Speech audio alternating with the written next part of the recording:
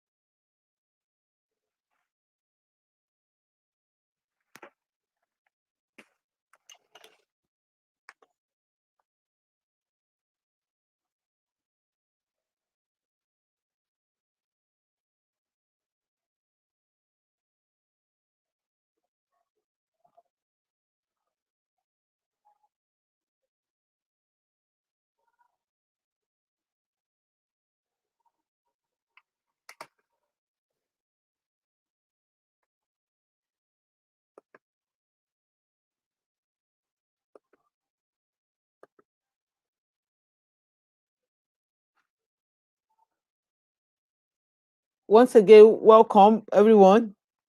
Um, I welcome everyone here. We're expecting Professor Abayomi Faweyimi, Mrs.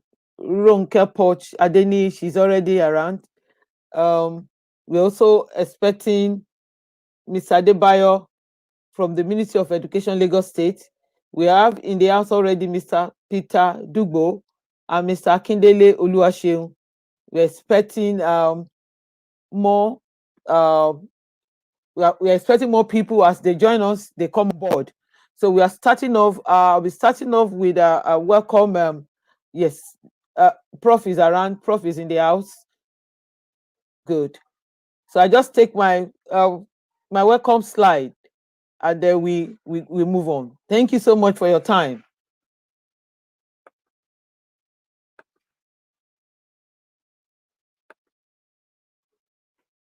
Today, like I said earlier, we'll be looking at sustainability of the teaching profession. We want to look at the vital role of teachers in nation building.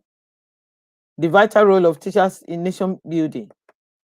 A lot of events and happening has been on, and we need to really ensure that we keep our profession. This is a profession that is the mother of all other professions. And so we cannot do anything less than what is expected. Can you all hear me?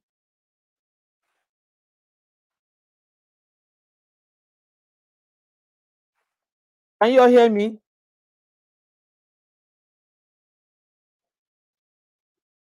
Can you all hear me?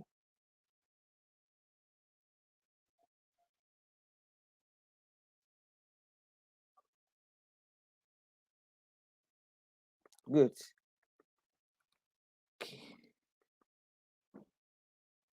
So we are looking at this, and I'm just going to quickly do a run. In a country already plagued by teacher shortfall, unless we let our humanity prevail, COVID-19 will leave in its wake a diminished and dilutioned teaching force, especially in only schools that the poor can afford. Hundreds of school owners are understandably unable to make payroll at this time. Teachers with no other means of livelihood are therefore grasping at straws and retiring on empty stomachs every night. This is a quote from Mrs. Bolaji Osimhen, Erit, this 2020.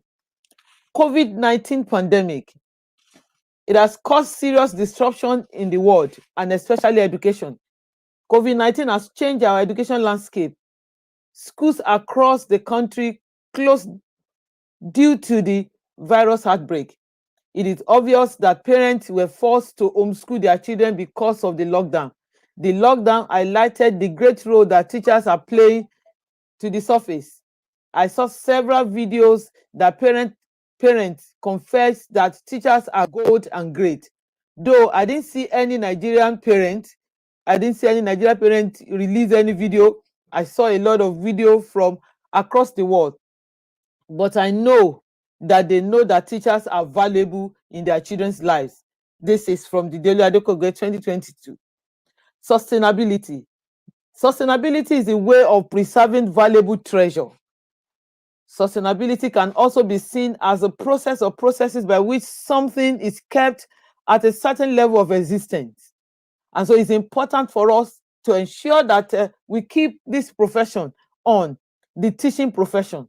This is a profession that nurtures other sectors, the mother of all professions, and the foundation of civilization and nations' development. Teaching is the profession that nurtures every other sector, and we cannot allow civilization and development is hinged on teaching. So teaching is a profession that we cannot allow COVID-19 to erode off. Who is a teacher? Teacher is one that nurtures man. The foundation of all educational pursuits and all civilization of mankind, the present and future, rests on the teacher's competence. Education is a process of enlightenment and empowerment of the individual for the achievement of a better and a high quality life. A teacher is the one that nurtures man. Man is, when you say man, you mean everything, human being. Education is the one that prepares and that prepares, and education can only get this done through the teacher. Teacher is the one that teacher is the tool, is a means, is the channels through which man is educated, and we cannot allow that channel. We can't allow teachers to go unattended to. Who drives nation's development? Development of a nation is always planned through the curriculum, which its citizens go through at school. The Nigerian government recognizes that if the teachers are not up to the task of educating the Nigerian children adequately, then we as a nation may not develop. But now it's a pity if this is what Nigerian government, Nigerian as a whole recognize, and nothing is done, to salvage or to save, teachers even at this particular critical time. So in the National Policy on Education document, it is stated clearly that no nation may rise above the quality of its teachers. This is from National Policy, and I also took it from Bumi Adedayo Foundation 2019. What this is invariably saying is, if we don't have good quality teachers, we can never have a great nation. And the education sector, the nation recognizes this fact and entrenches this in the national curriculum. Everyone looks up to the teacher to make this happen, but the teacher thinks the obstacles are so many. Why great teachers quit, and how we might stop the exodus. The teachers see that the challenge is so much. Challenges to teachers' endurance includes not limited to tight budgets in schools, tight budget, not even at the state level alone, at the private school level. Budget is dependent on parents and the children. Difficult parents, unsafe school, inadequate pay, and lack of respect. These are among so many challenges that teachers are facing. And because of these challenges, some teachers are looking for a way to opt out of the profession. And if that happens, what will happen? Where are we going to be? In the past, teachers were considered respectable figures, even by the kings and the nobles, because only teachers were there to guide and advise them in hours of crisis. They were the true benefactors of the society. With the change of time, they lost their dignity to some extent. Still, they are considered the backbone of a nation and a society.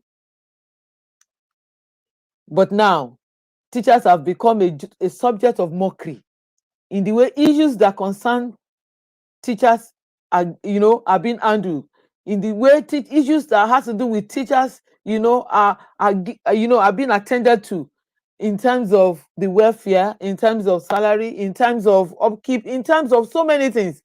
Teacher who is the one who nurtures is not being relegated. Everyone that the teacher prepared, all other sector wait for teachers to prepare their workforce.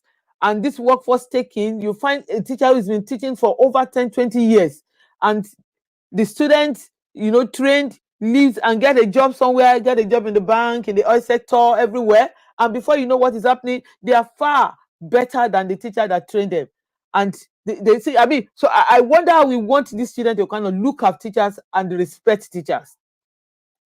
We know that respect is natural, in the sense that when somebody is older than you, you respect. But there is another level of respect that teachers deserve. We deserve respect in the fact that even when we prepare children, our children should see us as success. They should not see us as failures.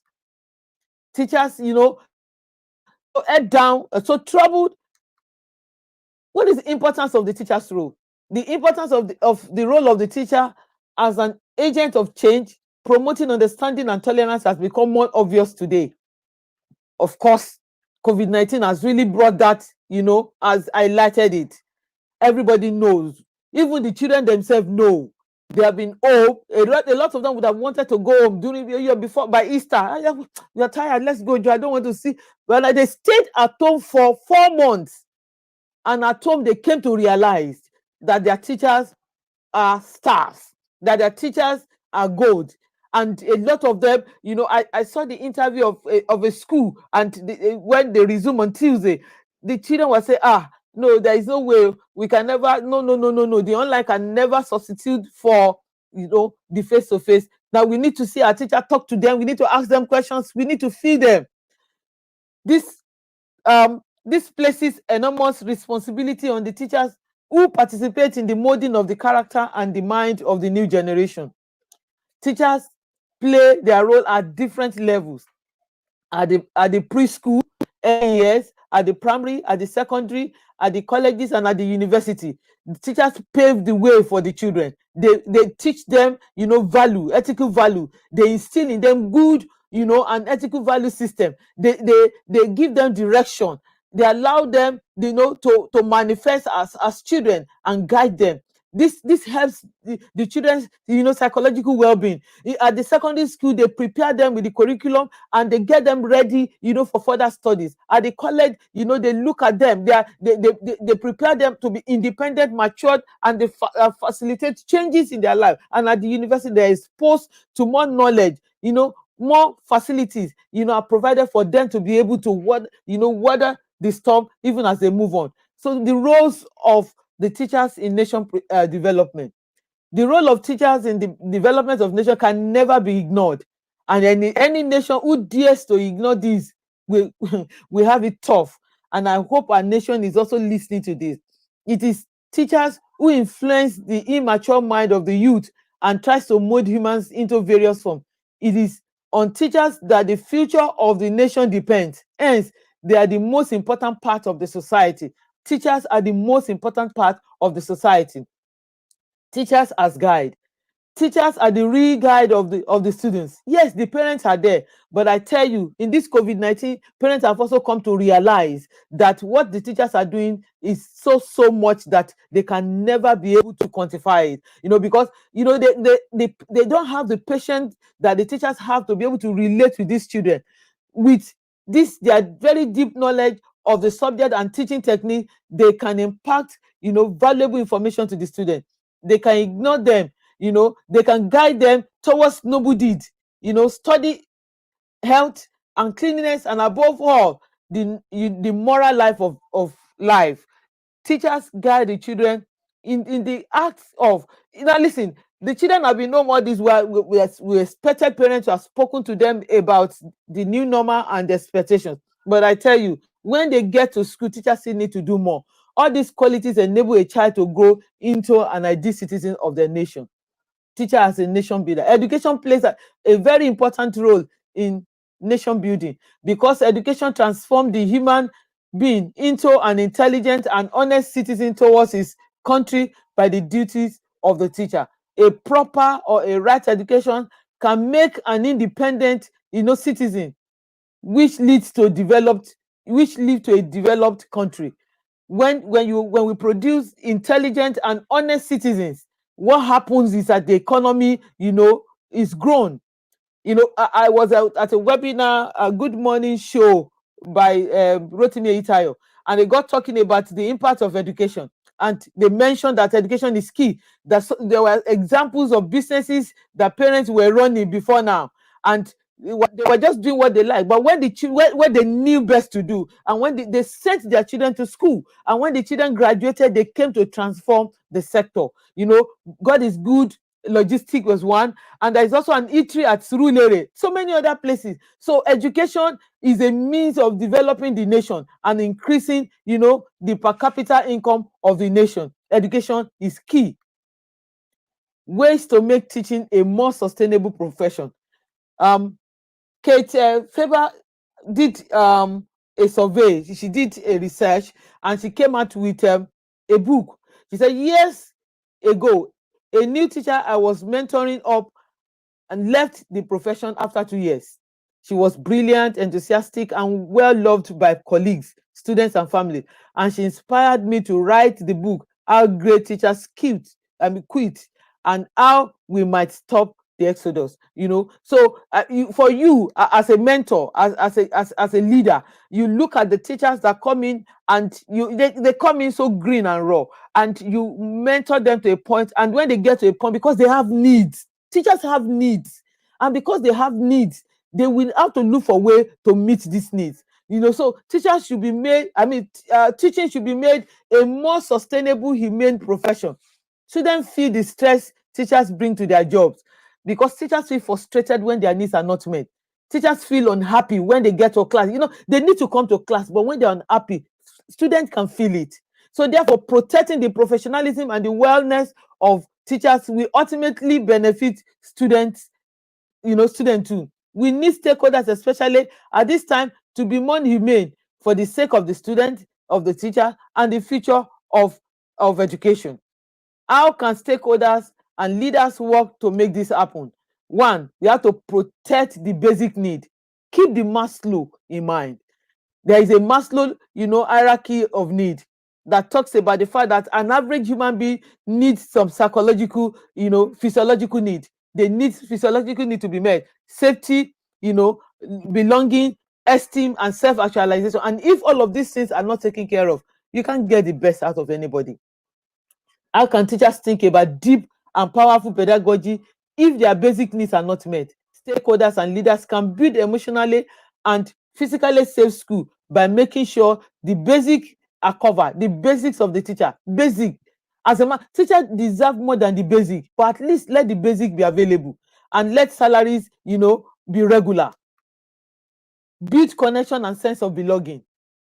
As stakeholders and as leaders, it is imperative for us to ensure that we support the school, we support the teachers. In supportive and strong school environment, teachers feel welcome, teachers feel connected. When a school leader is not a toxic leader, a leader who is understanding with open ears, you find teachers doing well, and the student can feel this too, that the teachers are doing well, because it is when the teachers when they can feel a sense of belonging in the community where they work, that is when they can collaborate to be a blessing to the children. So when we meet, during meetings, during briefings, let's bring up good things that teachers do, not just the bad ones they do. Let's not bring up mistakes. Let's bring up, their good deeds, and this encourages them and even encourages others to do more. Build a supportive culture. Administrators, principals, head teachers, and school leaders are in the business of raising morals in a profession that often splashes it. Address teachers' mental, emotional, and professional needs. You can do this by demonstrating that you are listening to them and acting on teachers' feedback, especially in critical period like this. In a critical period like this, even owners are also feeling it. Yes, but as much as the owners are feeling it and the teachers are feeling it, and it is important to be supportive to one another. We need to engage, in conversation, and ensure that, the teachers are aware that you feel their pain. We must create space for reflection and joy. Even as school resume, this is also post-lockdown. It is a hard one, but even in a school setting, in everyday plan, allow some space for teachers to relax. I know at times we are stressed up with about 2, 3, 4 periods at a go. Let there be a time that a teacher can take a little time and rest from the stress. This is important for us to get the best out of. Every time you make an agenda as a leader, craft in it, plan it, and then leave, that time for reflection, so that they can take a bit of rest. Build trust. School culture must be identified by high levels of trust among teachers, between teachers and students, and between teachers and administrators and heads. So it's important for us to build trust. If there is no trust, we can't make any headway. Teachers won't trust the school won't trust the teacher, the student won't trust. So we need to ensure that there's trust. And when teachers know that there is trust, when an assignment is given, the school believe in them to be able to carry out this assignment. They do it with all joy. Yes, I know that there are some of us teachers. There are some teachers who are very careless and lackadaisical. Yes, but it's not everyone. You can identify, and then be able, even those ones need help. Leaders should be sensitive to the need of teachers and plan for them. As an educational leader, model a transparent practice of leading, getting feedback, learning, and trying again so that you provide a clear path forward for teachers to do the same. As leaders, we must model what we want to see. We model as nation builder. You want the teachers that work with you to also be nation builders. You must also model it. You must be an example. We must also model wellness. Teaching requires a great deal of emotional labor, and teachers' stress level are often at the same level as emergency room doctors and nurses. And you know what? Doctors and nurses get to take time off. When they work for like 3-4 days, they take 1 day off. I think if we come to realize that the jobs of teachers are also key and their wellness is paramount, we should work around ensuring that the teachers are healthy, because a healthy teacher is the one who can deliver. When the teacher is not healthy, it can't do anything. We must build their capacity. Teachers need constant skill update, training, so that they can be able to deliver. And it is when you training them, then you can hold them accountable. If you don't train, you can't hold them accountable, because you have not told them exactly what you're on the lookout for. Just the same way, if you have not taught the students, if you have not taken time to teach them, you can't begin to test them. When you give them some tests and to do what they have taught them, they come and say, no, they have not taught us this. Same thing, with teachers. As leaders, we must ensure that we train them, give them the training, and then hold them accountable. In this challenging profession, humane environments that allow teachers to grow professionally and personally are essential, so they can do the vital works with students that brought them to teaching in the first place. We need to ensure the learning environment is humane. The school is run with human face. There's a human policy that ensures that the teacher can move on. Stakeholders must find ways to support teachers, especially in this trying time. We must find time. And in conclusion, I also got this from Ms. Bolaji Osimhen. He said, we may not be able to meet every teacher's need, but if we all come together to pool our financial resources, our skills and network, we just might be able to create an alternate reality in the nation's education sector, a reality that demonstrates value for the life and the worth of each and everyone, and which is committed to preparing all teachers for a digitally enabled future. For every teacher whom we support, we turn the light on for a class full of children. COVID-19 may not be over yet, but neither are we. We can and we must ride on this storm together. It is important for us to ride on together. Thank you so much for your time.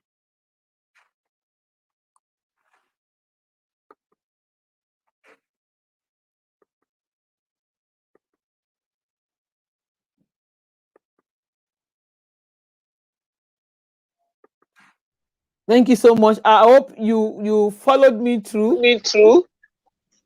Yeah, well done, Mrs. Adekobe. Thank you so much. It's great to be here. It's great to be here. I hope we are all keen. We are all also keen.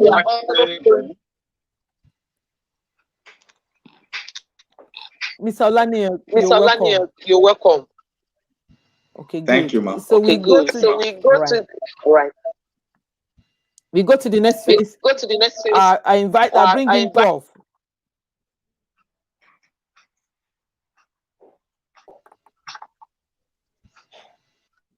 Good afternoon, Prof. Good afternoon, Prof. Good afternoon, madam. How are you today?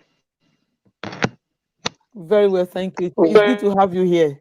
We are so it's good to have you here. Honored. We are honored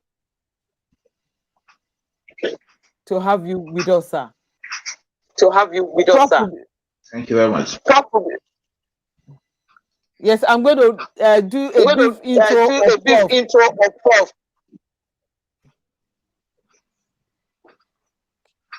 All right.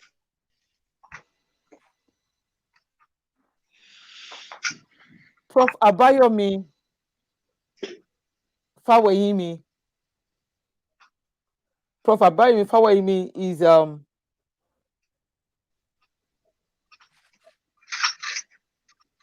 a lecturer. Is a lecturer, a teacher, and a lover of education.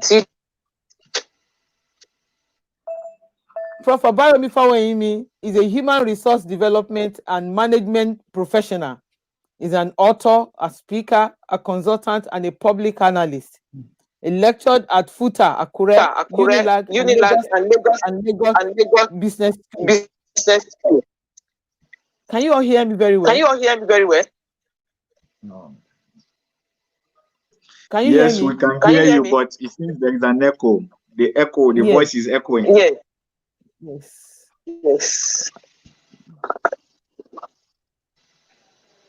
Hello?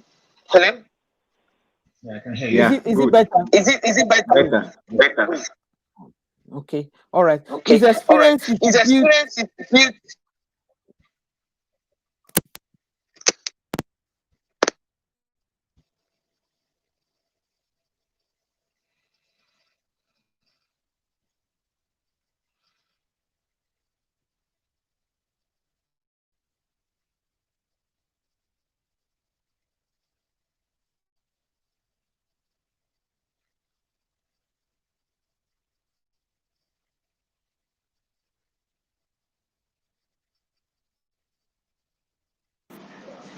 Hello? Hello, can you hear me? Yeah. Okay. All right. Okay. Professor Abayomi will be talking to us today about how to rescue the teaching profession and the teacher. And I'm sure that we are all going to be blessed. Thank you so much. Prof. Sir. Right. Good afternoon, everybody. Good afternoon, sir. Very well. I want to thank Good afternoon, Prof. Welcome. Good afternoon, everyone. I want to thank Mrs. Adekoba and all the organizers for giving me this opportunity. I don't take it for granted. It's always a privilege to talk to people on any subject, particularly subject is important. It's also a very great privilege to talk to my colleagues and professional colleagues, teachers, at a time like this. I'm also a teacher. I've had experience teaching in the university system. I actually started my teaching in the secondary school. Informally, I'm a paid teacher. So if there's any teacher here that is not paid and is working for free or whatever may be the situation, please note that it's one of the developments of the teacher. I'm also a certified teacher, getting a postgraduate diploma at some point. It's important for us as teachers to be aware of certain basic things. I'm just going to talk for a short period of time, just to help us look at things from a very different point of view. I mean, let's just remember a couple of things. Number one is the fact that teachers are the backbone of the learning system. If we have good teachers, they'll be learning. It's possible for you to have good schools. It's possible for you to have good textbooks. It's possible to have good many things. But the teacher is the backbone of that system. It's actually the teacher that holds everybody together. Give a child a good textbook. The child may not read the textbook. The child may not open the textbook. The child may not understand what's in the textbook. But it's a teacher that enables that. Have a great education philosophy or plan or program or whatever you have. It is the duty, like I always tell people that there's a cascading of the educational strategy. So in Nigerian constitution, for example, there is educational philosophies, and then there is a national policy on education. Then there's a cascading to a curriculum, and then there is a cascading to a syllabus.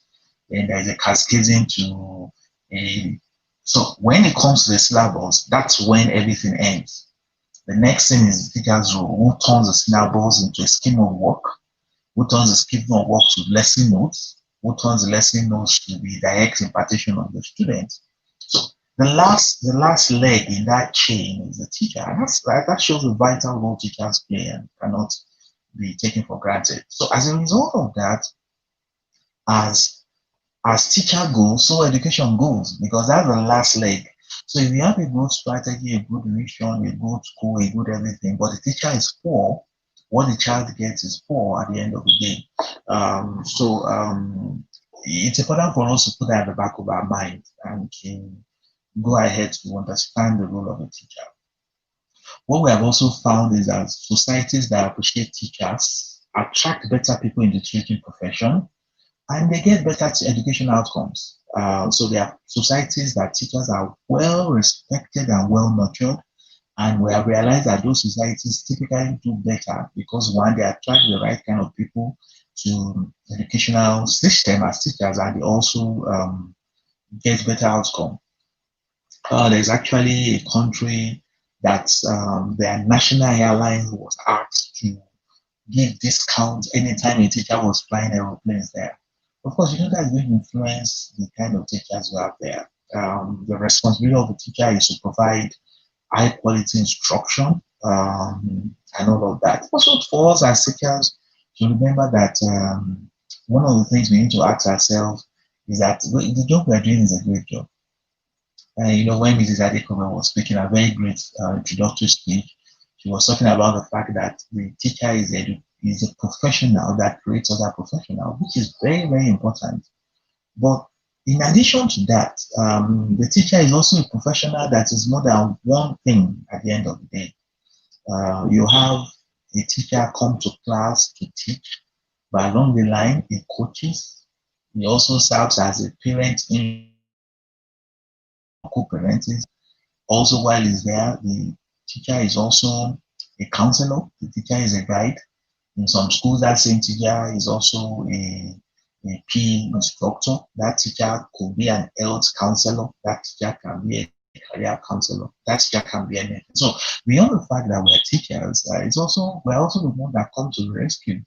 There are many people today that cannot talk about their profession or how they became doctors or how they became lawyers without talking about the contribution of the teacher. And I think those of us that are teachers should be extremely proud of that role we can play in the life of a child.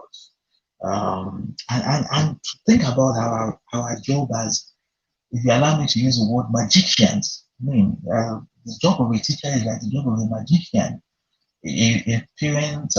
Parents give back to their children, and the children have zero level of education when they are born, and the parents do their best, and then they send the child to a learning institution under the guide of a teacher.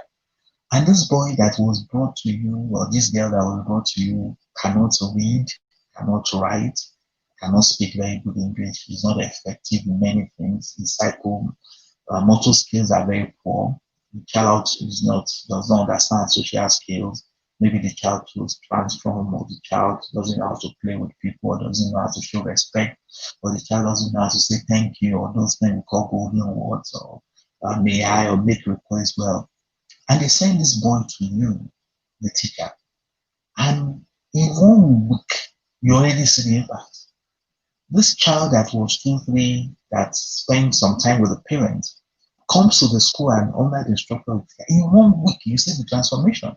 By the end of that time, that child is already reading. That child is already counting. That child is already being able to interact very well. That child's social skills have been developed. That child's psychomotor skills have been developed. So you guys are the magicians, the one that transforms children. And so sometimes we as teachers put ourselves down and say, well, people don't recognize me, people don't respect us. Maybe they don't, but remember, you must know what you are doing and know that you are the magician that makes things happen. And that's very, very important at the end of the day. So when we think about that, we must ask ourselves, so what do our teachers need? What do our teachers need? I just mentioned 8 things I think teachers need. And in Nigeria, I'm very sincere that those 8 things I'm mentioning are not adequately provided in this country. And it's unfortunate, and perhaps that's why we have the level of education we have, or the quality of education we have. Number one, I think teachers need adequate training. There are two categories of training to the teaching that graduates fight for teachers. The first one is the pre-qualification training, and then the in-service training. So the first one is the pre-qualification training. So that's when somebody goes to a college of education, or goes to university or faculty of law, or goes to a teacher training institute. But after that time, when that person becomes a teacher, there's also the element of the in-service training. And every teacher needs adequate and regular training. Adequate training is not I was trained. Adequate training is that I am trained on a continual basis. Every teacher needs that. The dynamics of the teaching profession, the dynamics of learning, the dynamics of children are changing, and we need to up our game all the time. There are some people after they finish their NC or College of Education and Faculty of Education, they've not had any form of formal training after that time. So every teacher needs to have adequate training. And so, and then as I say this, I think every teacher can also assess themselves. Am I getting adequate training? If I'm not getting adequate training, what do I want to do about that? If you are not trained regularly, you will suddenly realize that your cutting edge as a teacher, your effectiveness as a teacher starts to reduce. That's number one. Number two, every teacher requires the respect and prestige required of the teacher as with other professions. It's very unfortunate that in Nigeria, when you see the way teachers are treated shabbily, Ms. Adekobe has mentioned that while she was speaking, quite a lot of shabby treatment of teachers. In some schools, it's okay for parents to talk down on teachers. In some cases, we have even read in the media where parents will bring police or army or come to slap teachers or beat up teachers. All of those things are things that don't help. Every teacher requires the respect and prestige that he desires. He's a professional, not any less than any professional. So the teachers that are not respected, it will affect their self-esteem. When you affect their self-esteem, it's going to affect their deliverables as professionals, and it's going to influence them how they're able to impact people at the end of the day. Very, very important for us to put at the back of our mind.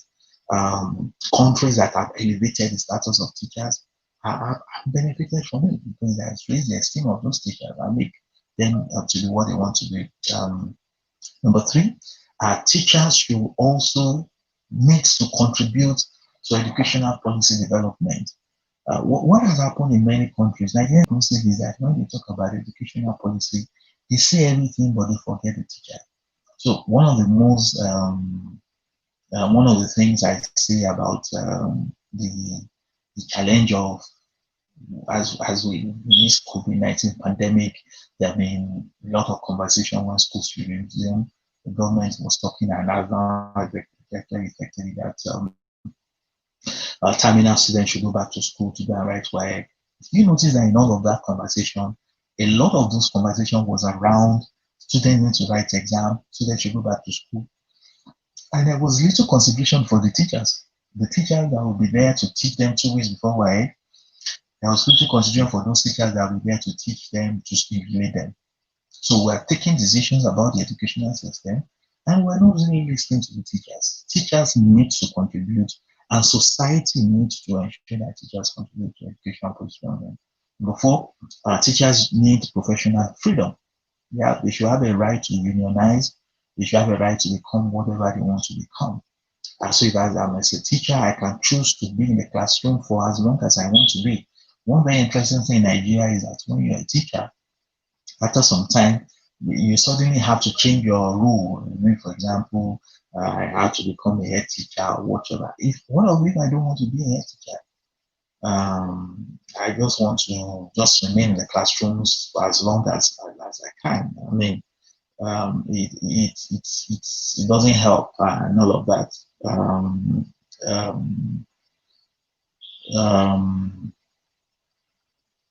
It's very, very important. So number 5 is teachers need decent working environment, and I can't overemphasize that.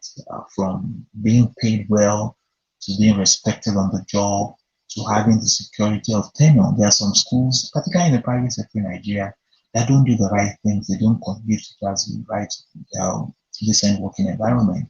Some schools, for example, one is the long-term holiday, long holiday. They ask the teachers to go home and they don't pay their salary. That's not correct. That you will not get the best from those teachers in that way. So teachers need decent working environment. Related to that, number 6, teachers need adequate remuneration. Yeah, we've got to pay our teachers well. And generally in Nigeria, we can't pay, it was one of our football players, Taribo West, who used to play for the Super Eagles of Nigeria, that said, if you pay people more, he said if you pay people peanuts, they behave like monkeys. I may not agree with the use of language, but the sense of what he's saying is that if you don't pay people well, you should not be surprised at what you get. What you see is what you get. We can't keep paying teachers poorly in Nigeria. It's totally unacceptable. It's totally unprofessional for us to be paying the teachers the kind of money we pay. This is the person that is responsible for taking care of our children. Like I told somebody once that a veterinary doctor earns more than a teacher in Nigeria. The veterinary doctor takes care of animals. The teacher takes care of students. It shows our priority. It shows our priority. Number 7, every teacher needs to have the career prospect to grow, to become anything he wants. If he wants to go to administrative line to go and become a head teacher or a principal or a headmaster, yes, he should be able to, and he should be given information about that or what he can become. And finally, number 8, I feel that every teacher needs that professional autonomy. One of the problems with when we don't pay teachers well is the fact that they start to look elsewhere. So some teachers have to sell to augment the income.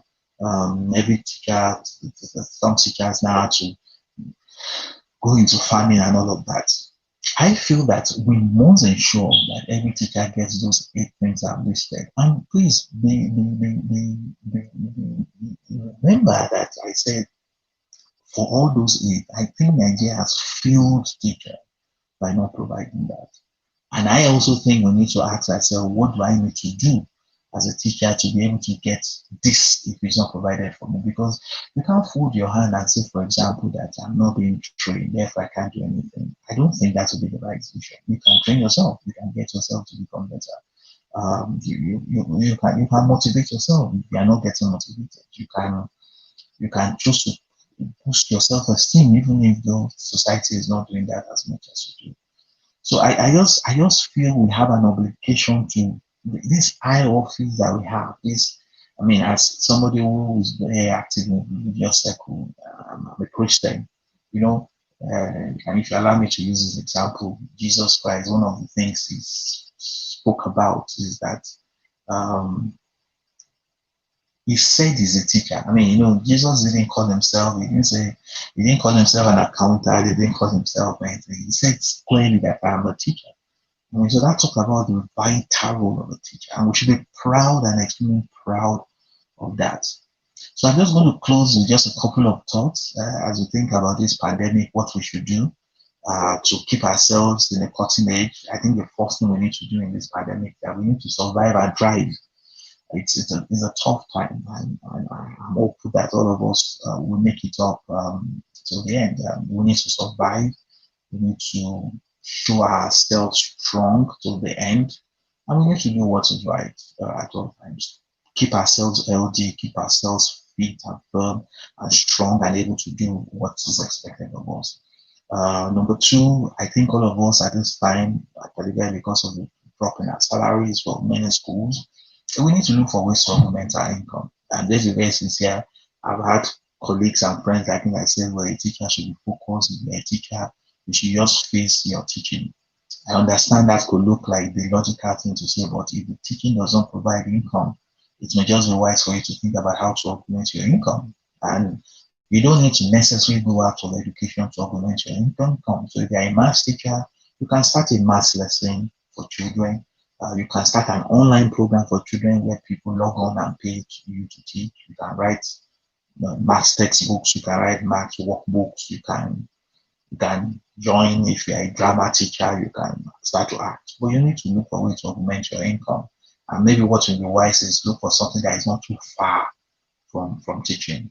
Number three is that we need to add value in more specific ways as teachers. We need to ask ourselves, I'm a geography teacher, I'm a fine art teacher, I'm an English teacher.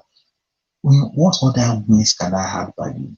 I look back and I remember some of my teachers who chose to add value to us outside of what is their traditional teaching subjects. I think we need to think about that. Number four, I think at this time when things are we're not able to go to school to social distancing, is also the time we can use to acquire a lot of professional development. And gratefully, many organizations, Coursera, I think I saw something from Microsoft, are offering great resources for teachers to learn. And some of them are even for free. So I think this is a time for us to develop ourselves, learn to up your game, learn the new skills and tools that can help you to teach children with technology. There are some of us that are not so good with the use of technology. This is time for us to change that. And finally, I think this is a time for us to connect with our students in very memorable ways. So many schools are now doing online learning. I know many teachers are still behaving like subject teachers. So maybe you teach history or you teach geography or you teach civics or whatever so you are teaching. This is not the time to only teach those subjects. This is a time for you to connect to those students in very memorable ways. Ask them how they are doing. Ask how the family is coping with this time. Before you start your class, ensure everybody is around. Ask questions. What's happening to you in your house? How are you coping? Let them remember you as that person that came around to hold my hands while this pandemic was going on. I have some teachers that connected to me in memorable ways. I can never forget them. One of them is one Mr. Adedeji that inspired me to write the national common entrance and they made me get admission to a federal government college. When I was in primary school, attending a federal government college was a big deal, right? And this man took it upon himself to coach me. It was not my teacher. Mr. Adedeji was my headmaster. But he said he believed that I'll pass this exam. And he was coaching himself to write the exam. And he asked me to join the child. So he was coaching his child and myself to write the exam. When we did the exam, the first exam was a common entrance, was a written exam. I passed. Unfortunately, the son did not pass. This Mr. Adedeji, I don't know where he is now. I have said this story many times. This Mr. Adedeji did not relent. I remember he told me that, while his son did not pass, his goal was to make the two of us get admission to federal government college. And so if one has failed, he's going to focus on the other one, and the man continued coaching me alone. And I got admission to federal government college in Warsaw. I mean, that's a teacher I can never forget in my life. That's somebody that connected me on the personal level. There could be a child who is struggling with maths or who is struggling with English. Connect at this time. Look at your roster. Some of you are saying that I was struggling. This is the time to be a motivator to some of them. I'm going to end with an experience. I told you that I was a primary school teacher before. That's a secondary school teacher. Like I said, I wasn't paid. So I was teaching economics. That was the subject. I was teaching, economics. And I remember the first class, it was for those in Form 4. That's what they used to call it then, what we now call SS1. So, so they finished maths, everybody was in class. So as a math teacher was going out, I was going in as economics teacher, and like 20 to 30% of the class walked out with the math teacher. So as we were walking out, so I was walking, I said, so where are you going? Oh, they said, oh, we're science students. We don't do economics. I said, wow. I said, so who told you that science students don't do economics? He said, well, science students don't do economics. And I said, okay, you know what? I said, okay, can you let me do this? Can you go back to the class, attend to all my classes, and you can decide not to come again to class? So they were reluctant, but out of respect, they went back into the class. So I got to class. I explained to them I was also a science student, but I did economics, and that's why I'm able to teach them economics now. First class, second class, for the whole of that period, for the whole of that time, those students were in my class. None of them stopped economics. And I left. I've been in this for a long while. Then like 3 or 4 or 5 years after also, I can't remember when exactly, I ran into a lady in Lagos, and then she greeted me very respectfully. Good morning or good afternoon, sir. I said, yes, good afternoon. How are you? How are you doing today? He said, fine. So I said, okay. So he said, I want to die. You taught me in Ondo. I said, oh, yeah, I remember that time. He said, yes. I said, so what do you do now? He said that I'm an accountant. I said, wow, that's good. Now said, thank you very much. I said, why? He said, I was one of those students that walked out that day, and you told us that if we even enjoy that subject, we can drop it, and you almost forced us to stay in class. He said, now that I'm an accountant, if you did not create an interest in me in economics, I would never have become an accountant and I would have struggled. He said, so thank you for selling the vision to do economics for me and teaching me economics very well, because you were one of those that inspired me to go in that line. Oh yeah, I said thank you very much. But it was a very moving story for me, because it's not something I really planned to, but that's the way it worked. That's what a teacher can do. That child will never forget that experience in his or her own life, in her life in this particular case, because it was a female. I think we can connect with children on that level and make a difference in their lives. So please don't take your role as a mere role. Some people, when they meet their old students or they go to the association and people introduce themselves, my name is John, I'm a lawyer, my name is me, I'm a doctor. There's a way some people just go down, they can't introduce themselves because they are teachers. Raise your shoulders, raise your head. You are a teacher. That doctor, that nurse became there because the teacher taught you. You should be the proudest person, but proud of what you're doing. The whole of civilization relies on you to transfer knowledge to the next generation. Me and the next generation, the connection is the teacher. If the teacher fails, there's no relationship. So thank you very much as I end on that note. Thank you so much, Prof, that you have done so well. I like this testimonials of your students, and then your teacher. That was really inspiring. It tells us that whatever we do is beyond the pay. Tell me how time from a comment. Yes, and if you have your question, please in the comments column while we bring in. Thank you so much, sir. Mrs. You are still with us, sir. Because questions may come in later. All right, sir. Okay. Thank you, sir. Once again. Okay. The next person, our next guest speaker is Mrs. Ronke Posh Adeni. Good to have you, Mrs.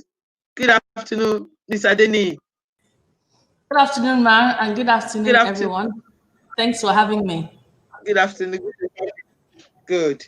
Mrs. Ronke Posh Adeni is the CEO and the director of Le Poch Nursery and Primary School in Ikoyi and Poch Party Parks. She's a founder of Help at Home Initiative.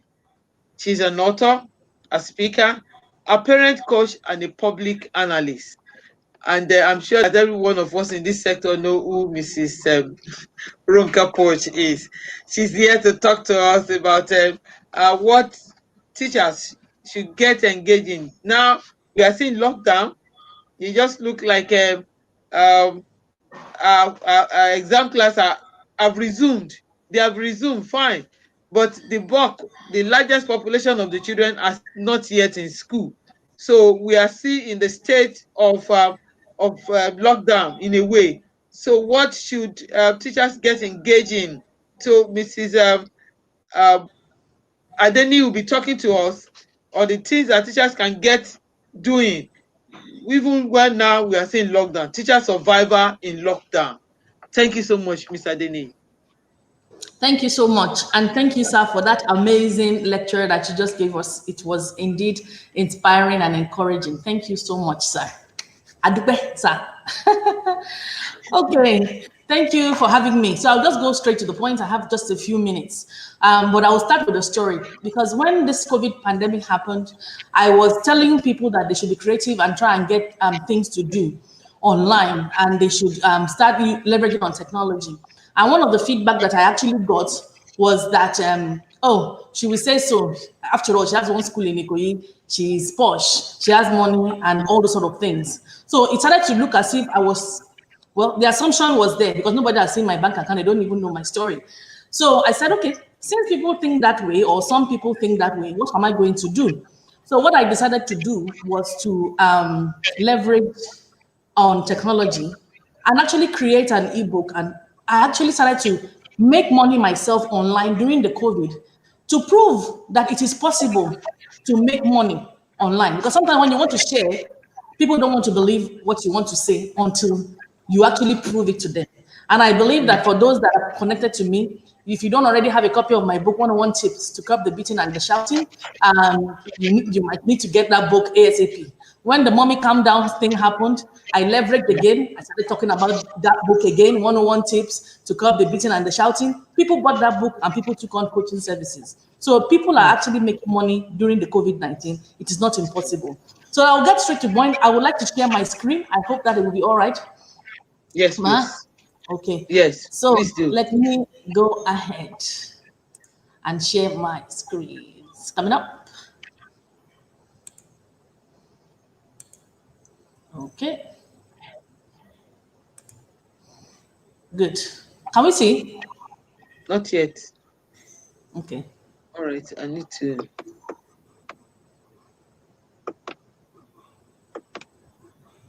All right. That's with your picture. Yes, we have your screen. You have the screen.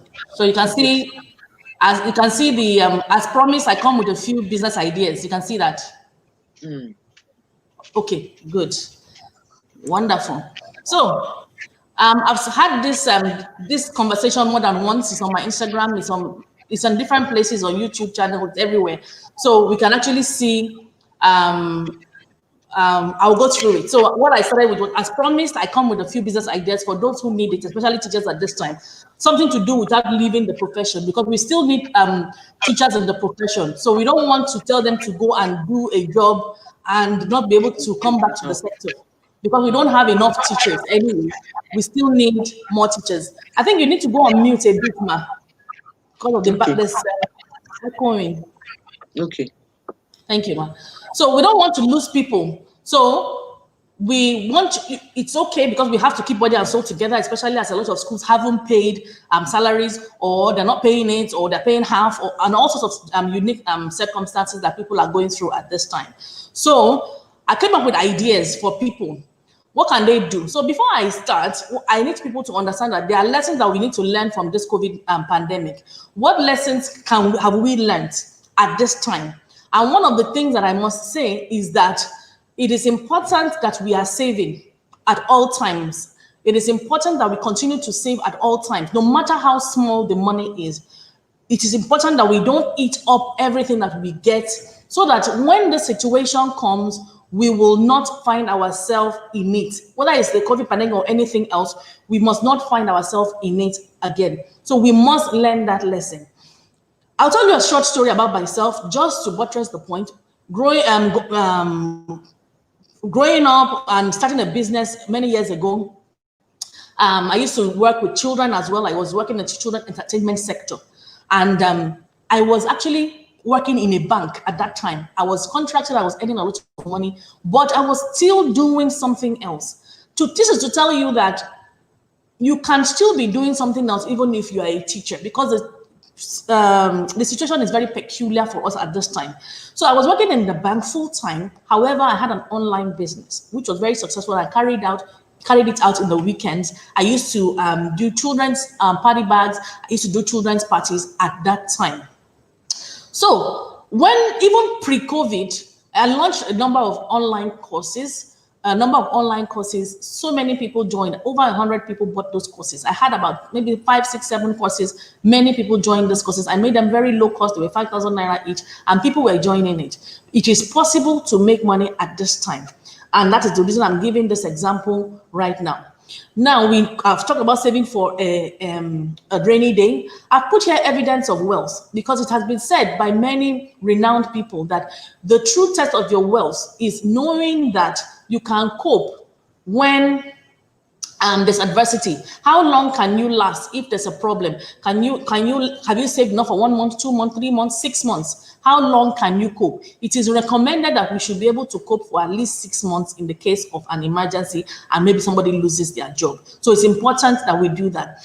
It's also important, this one I spoke about it at APEN, when I spoke at APEN, Association of Private School Educators of Nigeria last year, that the brand of the teacher is very, very important. Very, very important. And we cannot be emotional about the brand of the teacher. Even I that I'm talking, I'm guilty of being emotional. So when I saw I saw the flyer and I saw crying teacher, I wrote a note to Miss Didiolu, Mrs. Adekobe, I wrote a short note to her.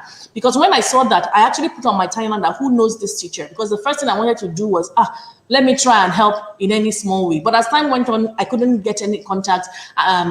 Besides, many people were pushing it out that who is the teacher. He's probably a very, very rich teacher now. I don't know what the situation is right now because people wanted to help.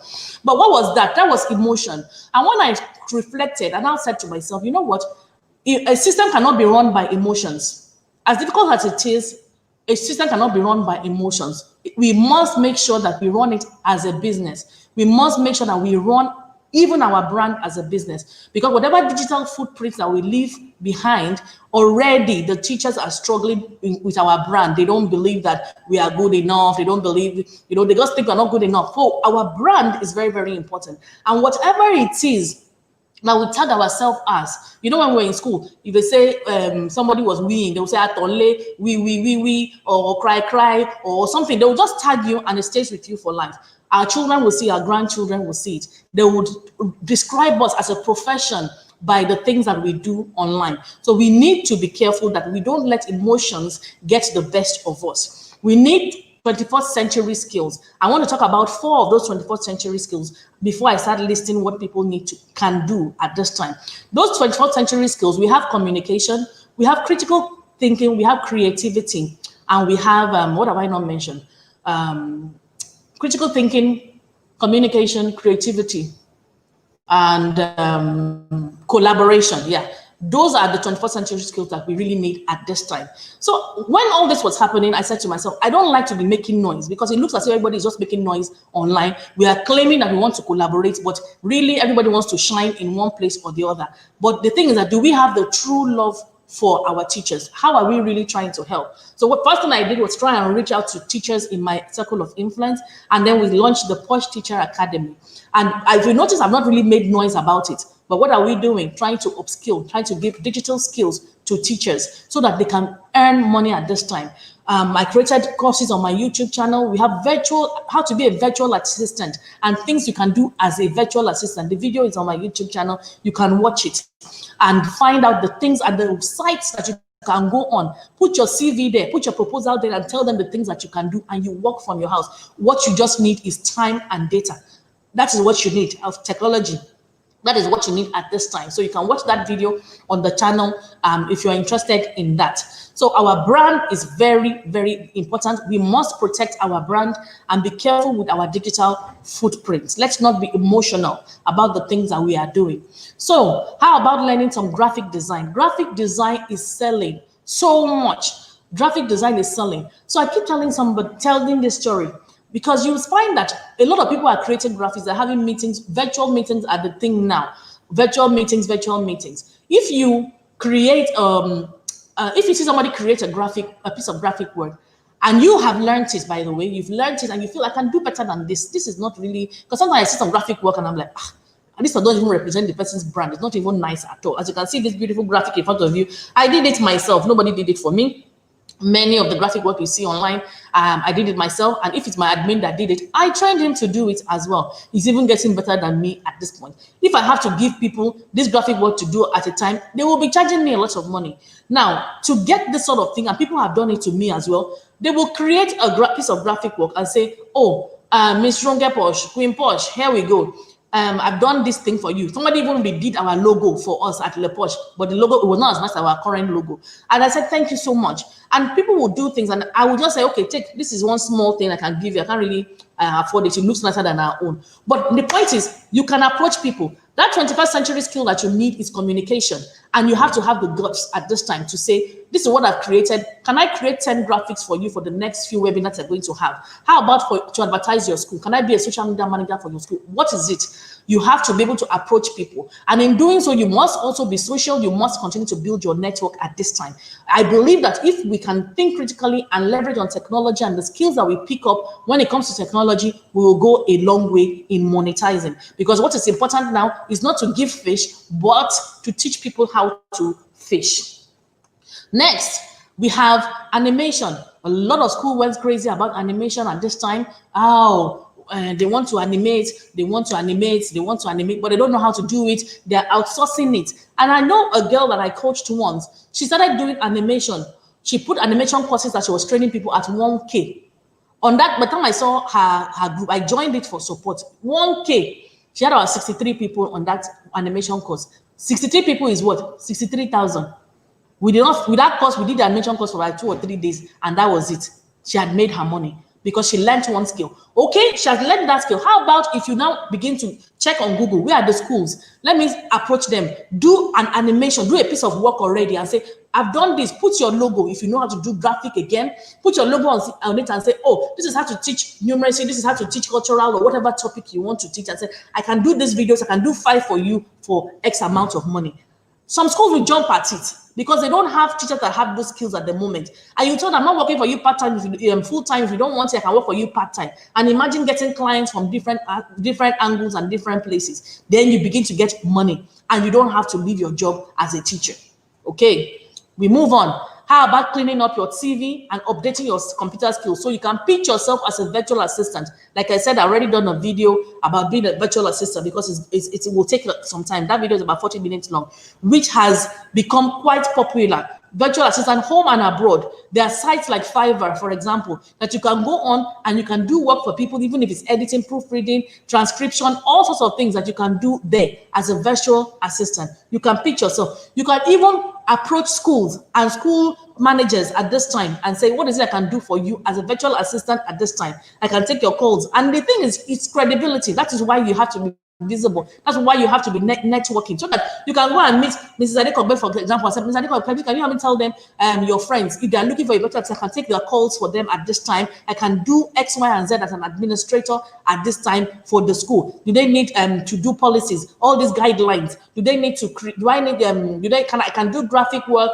to tell them that they are COVID-19 compliant in their school. They follow the guidelines, so they are wearing face masks and all those sort of things. You can use your creativity to create things at this time and sell to schools at this time. Next, we move on. How about learning digital marketing and working for smaller organizations that need social media awareness? Many schools need social media awareness. We know that because this COVID-19, we are not even hearing about some schools anymore because we don't know who they are, because they're not online, because everybody has moved online now, because that's the way we can communicate. So how about learning social media management plus your graphic work to different extents, as much as you can learn, because these are just something like this is just a very basic thing. How about learning it and then you start doing social media management, posting for them, writing for them, content creation for the schools? You can do that. Schools need it at this time. And just tell them, I'm not working for you full time, maybe 3 days a week or 5 days, whatever you agree. I will post this number of things for you. I will market for you and things like that. How about website development? You can help them. Even if it's templates that you use, like Wix.com, Wix.com, you can use it to create websites for smaller schools that need visibility at this time. So you can be their own brand visibility manager and you're not leaving your job. But I must stress here that it's smaller organizations that would need that. There's some schools that will not take we need real professionals at this time. But schools that are up and coming, you can help them to have more digital footprint, open Twitter accounts for them, open Instagram account, Facebook page. You can do all that for a set amount of money at this time. So it's very, very important that you learn those and emphasize on those digital skills at this time. How about learning to make soap, disinfectants, hand sanitizers? I heard that is really, really moving. It has levels as well, different levels, because people want to send their children to schools with sanitizers. Go to the supermarket, they're very, very expensive. But if you make it locally, you can bring down the price of things like that at this time. So it's really, really flying. So you can think of that, and you can even collaborate with people. You don't have to do everything alone. But the challenge, and that is why we're talking on Saturday, which is tomorrow at 12:30, about collaboration, because a lot of people, especially in the education sector, they're not collaborating, they don't want to collaborate, and they want to be chiming alone. So some schools will probably have made it if there was collaboration, but because everybody wants to stand alone, because there's trust, there's the mistrust, there's corruption in the country, lawyers have a price tag and things like that. We'll be talking all about that tomorrow at 12:30 on my channel. We are not collaborating, and that's why we are sinking. But if we are collaborating, sharing resources, one teacher is teaching online, maybe 2 schools, 3 schools at the same time, you just set the period and the duration at a set time. Won't you save on money at this time? I think we will. Next, we move on to setting up an online group. This also requires that 21st century skill I've been going on about, which is collaboration. If you set up an online group, maybe on Telegram or WhatsApp, strictly for sales, an online marketplace, you can collaborate. Make reference to it being for teachers. So services provided by teachers. It has to look good. The graphic work has to look good. It's not one rubbish group that everybody got to come in and dump in anything there, like we normally have. There's so many groups that people just dump all sorts of things on there. So you can say, okay, maybe a car wash for provided by teachers during the COVID, or a marketplace that we are selling meat, goat meat or whatever, strictly by teachers, for teachers to schools, to schools that share with their parents. If they want to buy, you deliver at home. You just have to be as creative as you possibly can. But if you have that central hub, that online group that somebody sets, and you just make it, put emphasis on it. Teachers are trying to monetize. You put it there. We're not going to beg for tokens. We're going to be creative. I'm going to make money, and begin to share it. Have one graphic work, and if we collaborate, you can even have one logo to say teachers during COVID, or whatever it is that you want to call it. I believe that it's possible, and I still believe that it's not too late to do something like that. So you must be great at something. So I've talked about creating an ebook. Professor has also talked about this. Creating digital content. We are all content creators, and we hold so much content as educators, as teachers. We hold so much content. So you can do all those books. Some people have even approached me with all those books. Some of them are as cheap as 500 naira. Somebody will want to buy. Just package it nicely. How to create ebooks. You can also learn all those things online. And it doesn't have to be 40 pages. It can just be 5 pages, 10 pages. Phonic sounds. What is it that is key in your area? And then you make it look nice and glossy, and then you sell it. Somebody is going to buy it. Somebody is going to buy it. And you don't need to go and be pitching to people that are working for your school, for example, and discourage people from taking services of your school, because that's another thing that I've heard about this time. From teachers. So good behavior is very, very important, because we reap what we sow. Deliveries are also fast moving now, because people don't want to move around. The third mainland bridge, there's a challenge there at the moment, because they are refurbishing or renovating or reconstructing, fixing, whatever it is that they're doing at this time. So deliveries, if you collaborate with a bike rider, and there are so many, they just need a license. I hear it's not very difficult to get. You collaborate with them and be doing deliveries. Again, graphic work online, you put it out there, delivery. What do you want to deliver? I will help you. Call companies and say you are doing a delivery service for them. Call them, food people, delivering, okay, from mile 12 to maybe Chevron, for example. That is a long stretch, but on a bike, I don't know how the logistics are going to be, but what I'm trying to say is that you can do a delivery service, whether it's across the state or in your local area. A delivery service is still something that you can do. What do you think? Next, I'm going to talk about reselling of food. So people are reselling food. I did a survey to find out how teachers are coping, and I will show you at the end of this this presentation, which I'll round up within the next 2-3 minutes, I will show you the survey. I surveyed about 100 teachers to find out how they are coping at this time. How are they coping at this time? And a lot of them have been reselling a lot of food stuff because people have to eat. I call it the belly economy. It was of utmost importance. People are selling crayfish, people are selling noodles, people are selling pap. And the thing is, it is said that it's not like there are no opportunities, but there's also pride. Sometimes people cannot are too proud to pick up certain roles. There was a time that I used to sell popcorn, I used to sell cake when I was in university. It's all about packaging. How do you package? When I used to sell cake and I was in university then, I would make the cakes. I bought a sealer, I would seal it nicely, and I would even put a label, all printed at home. It looks so good. So it's how you package it. If you package it like a raspbush person, maybe it's raspbush people that will patronize you and then you'll be feeling ashamed. Because I know that there was a teacher that was working at one of these gambling place. I don't want to call the name of the company. And then he closed in the morning and he was going home and saw a student passing by and he was ashamed and he said he's never going to go to that job anymore. There is dignity in labor. Which job do you want to do? Which job are you ashamed to do? That's just it. It's how you package it. There's another lady on my timeline that sells pap. If you see the way she presents the pap in beautiful bowls and stuff like that, you won't even know that it's pap again. You think, Ogigoye, it's something really different. So you just have to be creative about the things that you are selling at this time.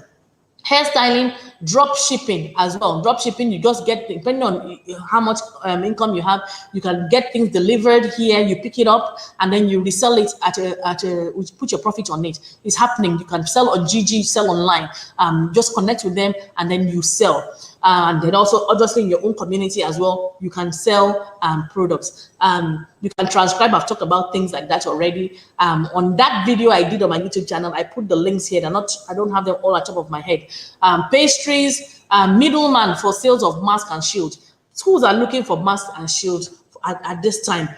Somebody sent me an email, and they had somebody wearing a mask with the Porsche logo on it.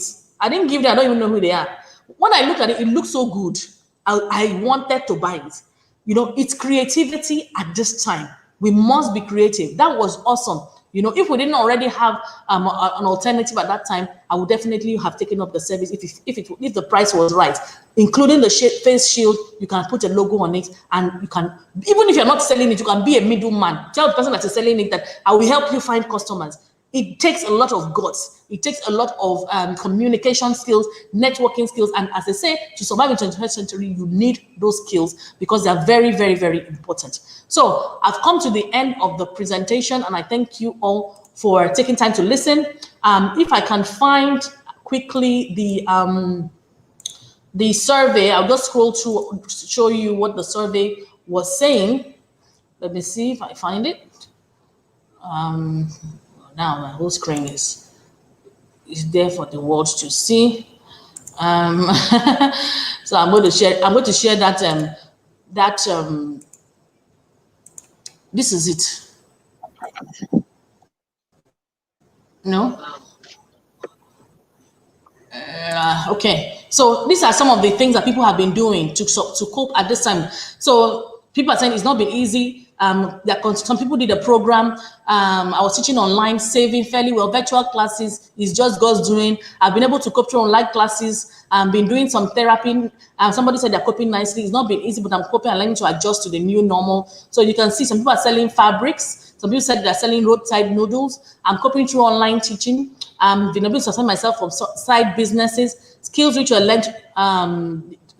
They've monetized their skills. Home lesson, I don't recommend it because of the COVID. I don't. Managing myself. I've been positive minded. It's not been easy through assistance from friends and families. But yeah, it's good to have friends and family, but we must leverage. Somebody said Zobo. Somebody said salary was paid 70%. Somebody's trying to survive, family support, and all sorts of things that we have here, learning and teaching, small business. I'm selling e-notes and engaging in small farming, all by God's grace, coping well. I've seen better days. It's been so all these people that are in the Posh Academy now, they are learning digital skills, they are learning to present themselves online, even right down to their CV, getting new jobs, upskilling themselves. So for those that want to join the Posh Academy, it's there. It's not something I'm going to be flashing up and down. It's just my own contribution to the society at large at the moment. So these are the things that are happening at this time.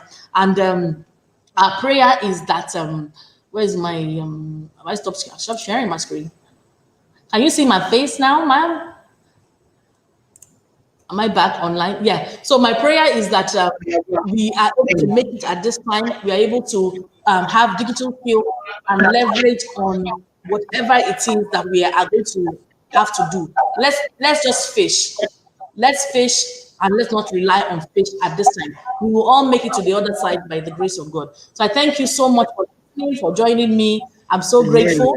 I'm very, very happy for the opportunity to be able to share and do my bit again for the people in our circle of influence. So God bless you, ma. Well done, Ekusha, ma. Thanks for all that you do. I love you so much. You know that already. Anyway, thank you for everything that you do. Thank you. Thank you so much, Ronka Posh. This is really mind blowing. This is mind blowing. I'm sure that a lot of people have put so many things that even me have jotted so much. So it is possible, crisis period also create opportunity for us to really have a deep thinking, and then you can bring us something so much in that are embedded in. We need to look inward and see what we are capable of doing. Of all that she has listed as much, but what goes well with you, what works well with you, that you will do it with joy. You don't go into doing anything that's going to give you a problem, but you do what you love. Because look at what she's doing. She loves what she's doing. I also got to learn a lot of things to here. We are not this way before COVID. We enter COVID, and a lot of things started happening. I've been planning my academy for a long while, even in physical school, and I was not able to. It came to reality, during COVID-19. You understand what I'm talking about? So I've done the first batch, second batch, and the third batch will be starting. So a lot of things can happen. A lot of things can happen, and I keep gaining skill. Each time we had to do a program, I had to design the flyer. When I design the flyer, I have my technical crew, my children will look at it and say, okay, mommy, okay, let's modify. Okay, why did you do this way? They also do their own contribution. You understand? So there is no, as a matter of fact, there is no limit to what you can do. It's about you. It's about each and every one of us. Thank you so much for being here, Ronka Poch. I appreciate you. You're doing so great. God bless you. Okay, we just keep on, and then when question come in, they'll be able to let you in. So now, Mrs. Funshaw Chikete, we get to the second segment. This segment, in the light of all that has been happening, so many things on, but what we know in Nigeria is the fact that the private schools don't have an association. That is, the private school teachers, no association. But we have association, we have NUT, which is supposed to cover everybody, even whether private or public, But I don't know how it works, but I'm not seeing that it's of benefit to the private school. But in the midst of all of this that is happening, I just stumbled in one of our groups. We have a job group, FGC jobs. I just saw a link of private school association. I was like, wow. I said, this is brilliant. And I looked at who posted there. I said, oh, and I know this person, I've had one or two conversations with before. And I said, this is a brilliant idea. As that was on, I saw another group. I said, wow, this is so great. Now, this next segment is the association group. We have two of the association heads here. And Mrs. Funshaw Chikeze, are you in? Mrs. Funshaw, are you in already? Mrs. I'm Chikeze? in, ma'am. I'm going to put on my video in a few minutes. Brilliant. Good. But I'm in. We can go ahead. All right. Mrs. Funshaw Chikeze will be anchoring that segment with association heads. I'll bring in Mr. Peter Dugbo. Mr. Dugbo, Mrs. Chikeze will do the profile, and then Mr. Ahigbe Oluens. Am I right?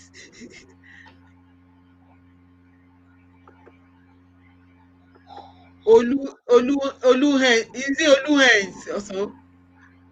Can you please pronounce your name, Mr. Ahigbe? Oluhens. Is it? Okay. Please unmute yourself. Yeah. Okay. Olu what? Olumese. Olumese. Thank you. Yes, Olumese. Olumese. Yes. Olumese. You're welcome. Yes, thank Thank you. you also, Mr. Dugbo. Yes. There was Mr. Emmanuel was meant to be here, but we were not able to connect. I don't know. Is he here? No. Mr. Emmanuel of Association of Private School Teachers of Nigeria. We didn't get to but I started that because I sent him the link. Mrs. Funsho Shikeze, are you ready? Hello, I'm ready. I'm ready. Yes, ma'am. There's a Please bit have of your interference from somewhere. I don't know who the interference is from. somewhere. I don't know. It's been Please, it's been occurring for long. can we unmute? Can we mute our mics until it's time for us to talk, please? All right. Good morning. Also, good afternoon, Mr. Dugbo and Mr. Olumese. Or is it Aigbe? Which one is your first name, sir? Olumese or Aigbe? Olumese. Yes. Yes. All right. So Olumese is my first name. All right. So I just want us to do brief introductions whilst I'm trying to switch from my phone to my laptop. So I just want you to tell us, each person to tell us which association you represent and what your association major goal is, what you stand for. Whilst you are doing your introduction, one thing one curiosity I have is why the multiplicity of associations? Did you know about that another association or other associations were existing before you started yours? If you did, then why did you still go ahead to start one? So what difference? How is your association different from the other private school teacher associations? So you can go ahead, please. Hello? Mr. Dugbo, yes. Mr. Dugbo, you can go ahead, please. Mr. Olumese is I think there's a bit of challenge of connecting. Mr. Dugbo, yes, you're welcome. Mr. Dugbo, please go ahead. Is Mr. Dugbo here as well? Yes, Mr. Dugbo is here. Okay, Mr. sorry. Dugbo, can you go ahead? Unmute yourself. He spoke earlier, so I'm sure he's... Okay, yes, can you Mr. hear Dugbo. Me now, please? Can you hear me now? We can hear you. Very well great. now. Yes, we can hear you. All please right, go ahead. That's nice. All right. I want to say a very big thank you to the organizer of today's event, Mrs. Didiolo Adekope. I'm very grateful for the privilege to be on set with you. And I want to thank everybody that is listening. I thank the former two speakers, the Prof. and Roken Posh herself for a very good delivery. This association is a very new one, and it was formed as a result of the COVID-19 lockdown that led to the closure of schools nationwide, which we are all familiar with. I discovered that a lot of teachers were owed salaries since March. And I'm a teacher myself, so I felt that it's not the right thing because I have all that fear and concern that if teachers are not treated well, some of them may be pulled out of the teaching profession.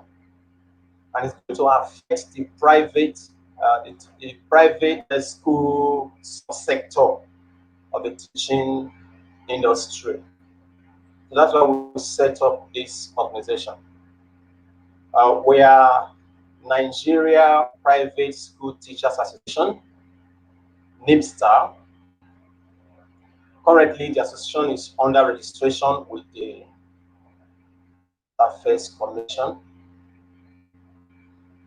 We're still expecting our documents from the commission. by the grace of God,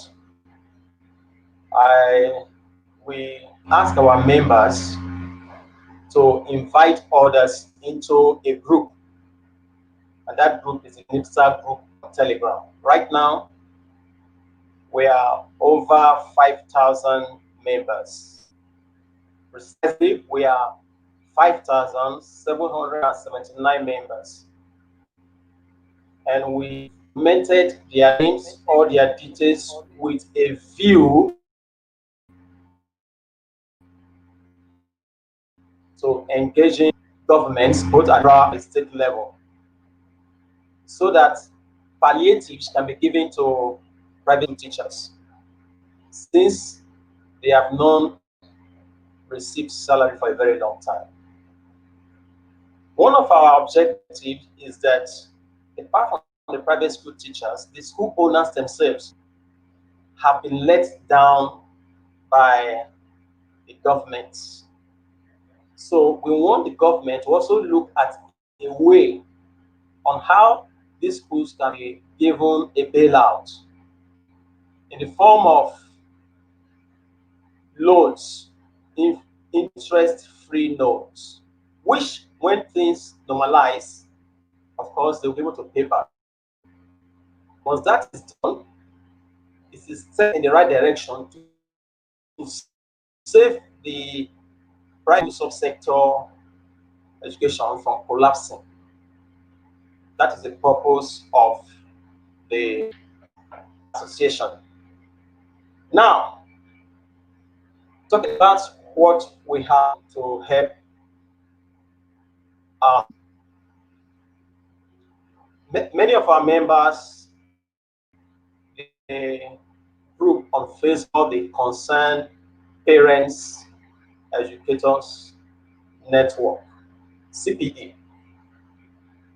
And so there's a time that Mrs. Yinka Ogunde submitted that private school teachers who have not been paid for a very long time, they should bring out they should send in their account details, that good-hearted people, philanthropists, we want to help them. And I told my members, I sent the link to them, and some of them actually got financial assistance. But I need to add something. That is just like a drop in an ocean. It will not go anywhere, because not everybody who is teaching, who is in the teaching profession in the private sector, is in that Facebook group. And not all teachers, let me say it again, not all teachers in private schools are even on Facebook. So that is one way we have tried to help them. Right, the group as it is, we have made it open for members to sell their products. And the last speaker that spoke about alternatives, various avenues that are open to the private school teachers, mentioned those things, and it's a very good opportunity for teachers to now advertise their products on that Telegram group. If you want me to share the link later, I may share it so that others can join, those who are not yet there. And so teachers who sell ebooks, who sell their services, who market their services, for instance, those who are into graphic design, those who are into animation, they are already advertising on our Telegram group. So it's a way to help them. But the truth be told, that is just what we can do as an association. The bigger picture is for the federal government to pay the salaries of teachers at this moment. Why? The proprietaries, for months. So they have the means, they won't have the money to pay these teachers. So they are hit the way the teachers were also hit by this COVID-19. So Okay. the bottom line is that we want an avenue where we can project our voice to the federal government. And we have done it through Punch. Punch has interviewed us about 2 times, and they published our demands online. You can check it. Yeah, you wanted to say something? All right. I just wanted you to round off, because that you were supposed to do an introduction first. You are beginning to go into the issues. But it seems you are the only one online now. I don't know whether the other 2 people, Naps. Okay, Mr. Aigbe, you are back. Mr. Aigbe, can you hear me clearly? Okay. Yes, I am. Can you hear me? Okay, welcome back. Yes. So we just want a brief Yes, intro. I am. I'm hearing you. We just want a brief intro about your organization. Okay, before I move to you, Mr. Aigbe, Mr. Omonigo, when was your association set up? Did you just set it up? Did it just start during the lockdown? You said you are in the process of registration. Yes, it started during the lockdown. Okay, so you started just 2 months ago. Okay, thank you. Yeah. Mr. Aigbe, when was your when did it kick off? And is it registered? Mr. Aigbe, are you online? Are you hearing us? Looks like his network is still seizing. All right, Mr. Dugbo, we have to go on with you. So how has the feedback gotten any response from the federal government since the Punch? Have you heard from any federal government official? Yeah. No, we have not heard from them. We have not heard anything from them.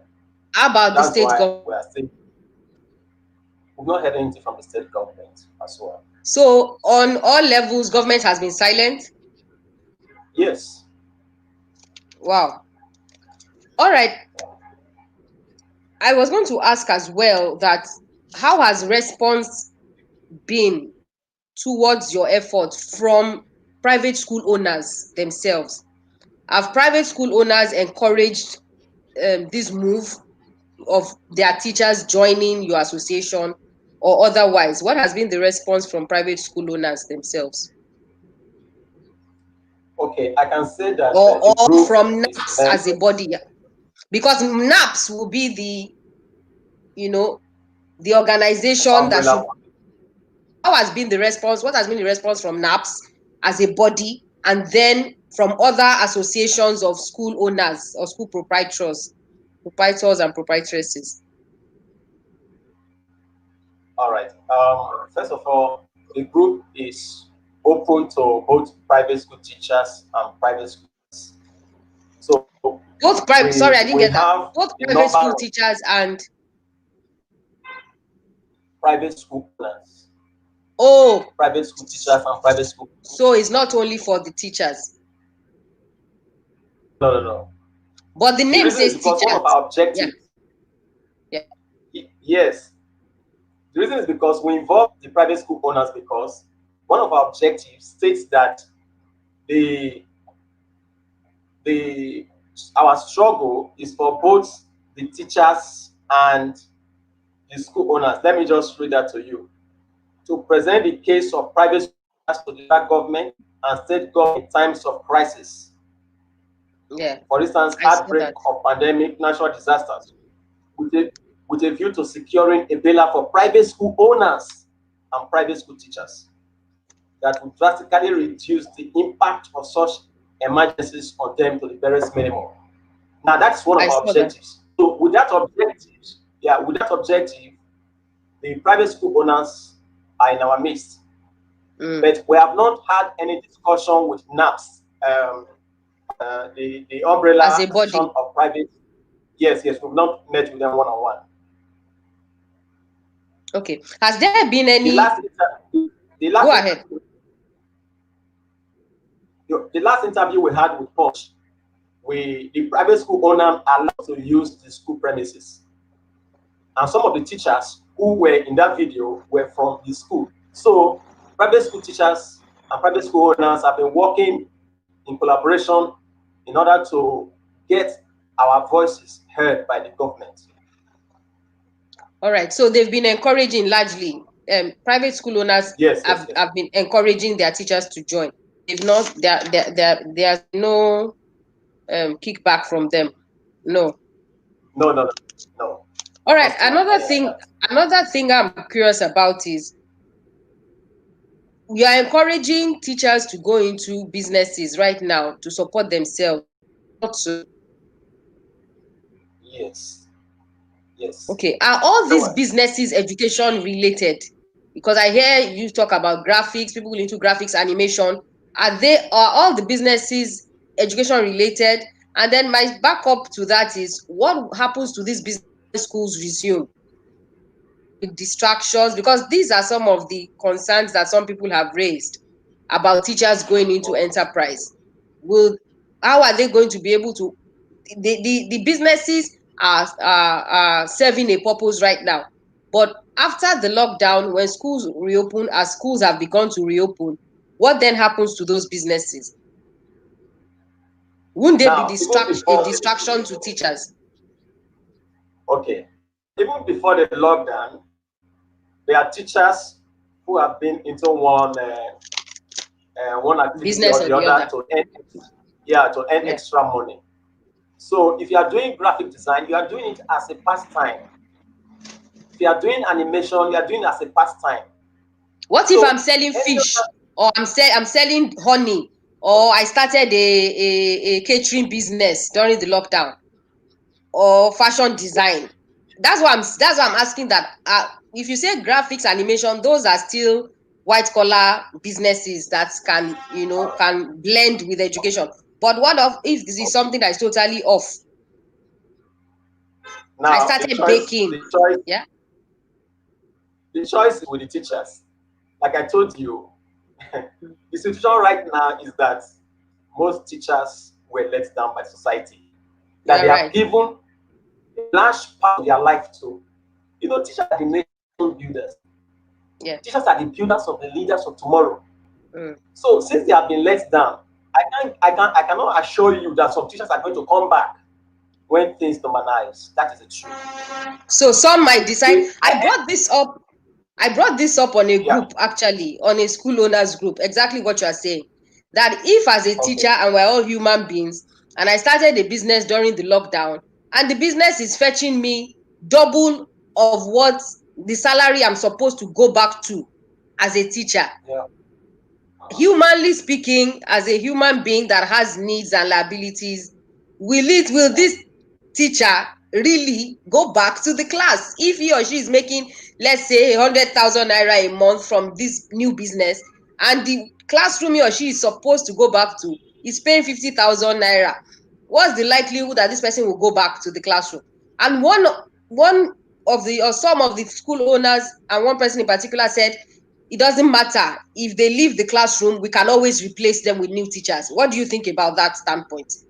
That it doesn't matter if they leave the classroom, we can always replace them. If they want to leave, if they want to continue with their businesses, if they don't want to come back, we can always replace them.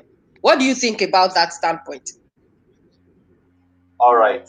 Now listen, they can always replace teachers. But don't forget, experienced and qualified teachers is a different thing entirely.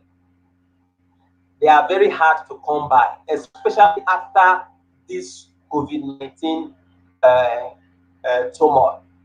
It's going to be very hard to get quality teachers. That is the truth. I'm not saying that they won't get teachers to employ. They will get teachers to employ. Why? Because of the unemployment rate in Nigeria. But quality teachers is the issue.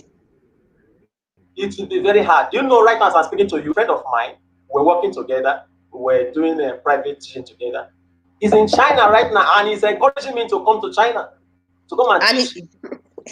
There's still coronavirus, so I know. Before coronavirus, he went there. Okay, before now. Yes, he encouraged me to come over. I refused. I refused because I'm not. I wasn't persuaded. But and a lot of teachers. And a lot more teachers, because of all the attention that everybody has even been paying online during this lockdown, a lot of teachers would have been exposed to more international audiences in different ways. So there might be more of that. So what would you, I'm not sure how many more minutes we have, Ma. Please sensitize me on that. But because since it's only Mr. Dubo I have here, I'm able to drill him, so to speak on behalf of all the other associations. So, Mr. Dubo, what would you advise a school owner, private school owners, to do to retain, considering this dilemma that we just discussed and the possibility of qualified teachers, being harder to come by because of other things, because they were let down by their profession during this lockdown, and they've probably gone into other things and vocations. What can a school owner do, or what should a school owner begin to do or put in place to attract or retain their own teachers, their own qualified teachers after the school lockdown? What should they begin to do, or what should they do? The first thing that they should do is they should collaborate with other school owners. And then they already have an association, NAPS. So with that association, they should mount pressure on the government to give them the loan. A particular amount, a very huge amount of money has been set aside by the federal government to cushion the effects of COVID-19 on industries. And private school owners were mentioned on that aspect. So if they can press further, the government will give school owners loans, interest-free loans, such that you're able to pay. If you are not paying the full salary, at least you are paying something to encourage the teachers. So you are saying that the critical thing to do for school owners to do is for them to retain their teachers, is to pay the backlog of salaries. Is that what you're saying? Is to find funds to pay the. You are saying they should approach government for loans to find funds to pay salaries. That's what you're suggesting. That's right. Yeah, that's what I suggest. Okay, so apart from that, there are also school owners that have not been owing, that have actually been paying their staff during this lockdown. Some say they've been paying 50%, some say they've been paying. So for those that have been paying, do you think it's automatic that their teachers will come back? Of course, they will go back. It's when they are paying you and the COVID-19 is over, you go back to your work. Okay, we have about 3 minutes more. Let me squeeze in one more question. I read your goals, the document on your goal, your aims and objectives. And one of the things you said there was to encourage teachers to fight for their rights in a lawful manner, So what would be that lawful manner that you would advise a teacher whose rights has been infringed or have been infringed upon? What is the lawful procedure for a teacher to take if he or she feels like his or her rights have been abused in the place of work? Now, in a normal situation, and the teaching industry is becoming a profession already. We already have TROCN, which is the umbrella body that certifies teachers right now in Nigeria. So we can't say teaching is still as it were before. No. It's being professionalized. Yes. So as a result of that, in a employment, there should be an employment letter from the employer stating the terms of disengagement, stating the terms of resignation. So when teachers' rights are infringed upon by not following those procedures, the teachers should be able to fight for themselves through this umbrella. Which umbrella? The NIPSTA, Nigerian Private. Okay, through your association. So such a teacher will write to you, to NIPSTA, or inform NIPSTA, and then NIPSTA will take it up from there. Yes, but not by fighting. We will first of all approach the school in order to resolve the matter amicably. We'll not just go on and so all that the teacher needs to do. So all a teacher needs to do is to approach you, and then you will take it up from there. Yes. All right. Yeah. Have you been able to meet your target of 10,000 members, sir? No, we are currently, right now, as of today, we are 5,779 members. And by the grace of God, we are going to get to that 10,000 members. So you are still pushing the membership drive. So you have 50% of your target met. All right, well done, Mr. Dubo. It was nice talking to you. And I wish you all the best. Thank you. Thank you very much for having me. Are you collaborating with the other teacher organizations, or you all are working independently? Is there any collaboration between you and the other NAPS, what's the other name? NAPS and Apston?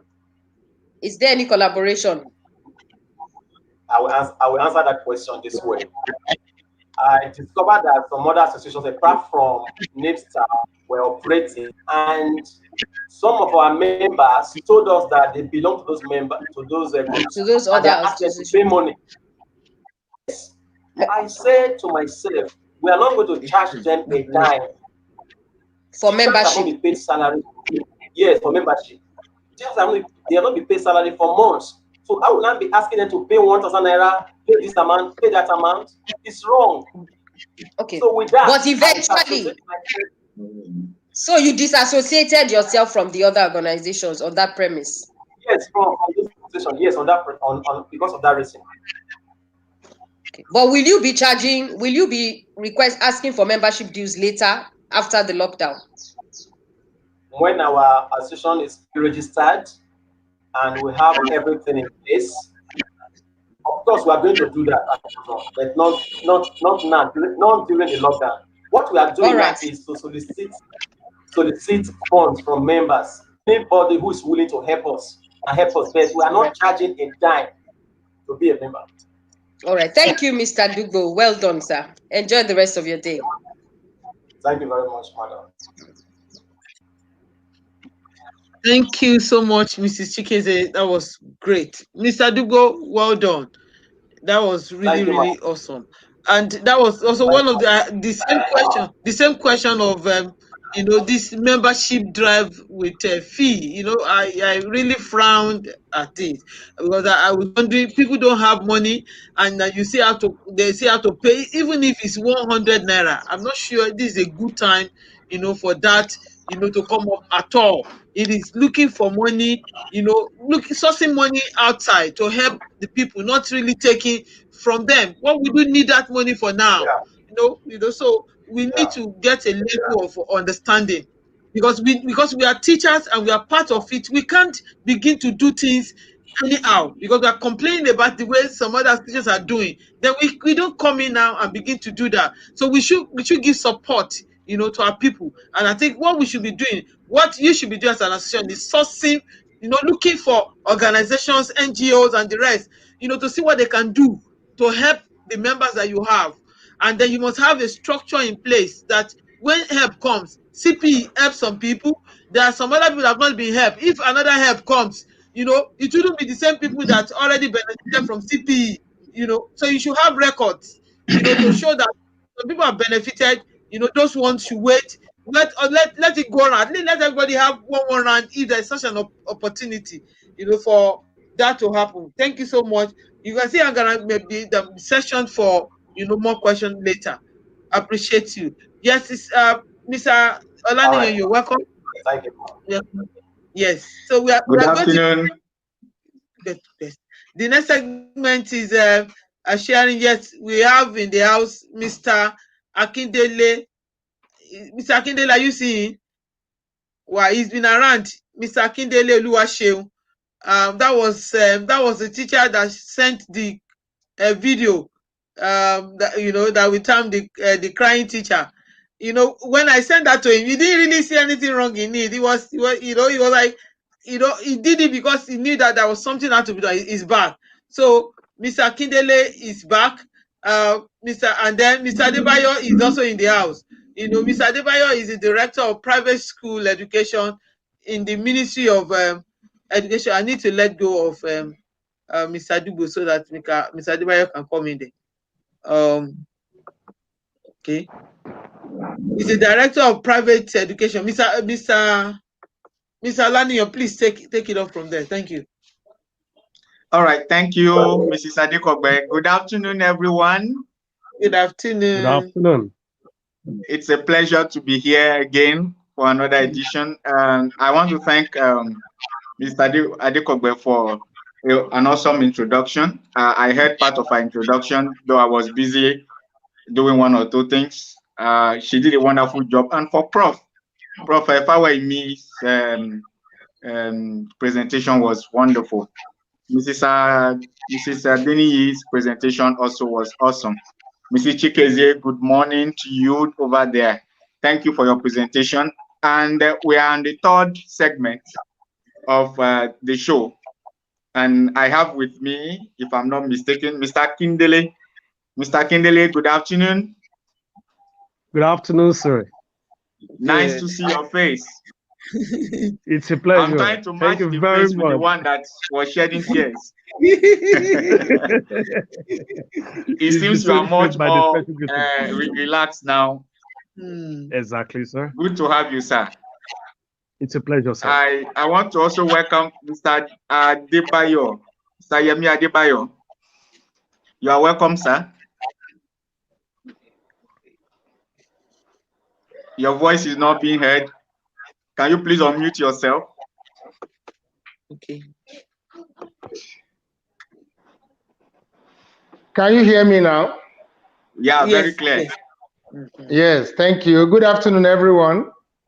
I'm happy to be here. You're welcome. Yeah, thank you.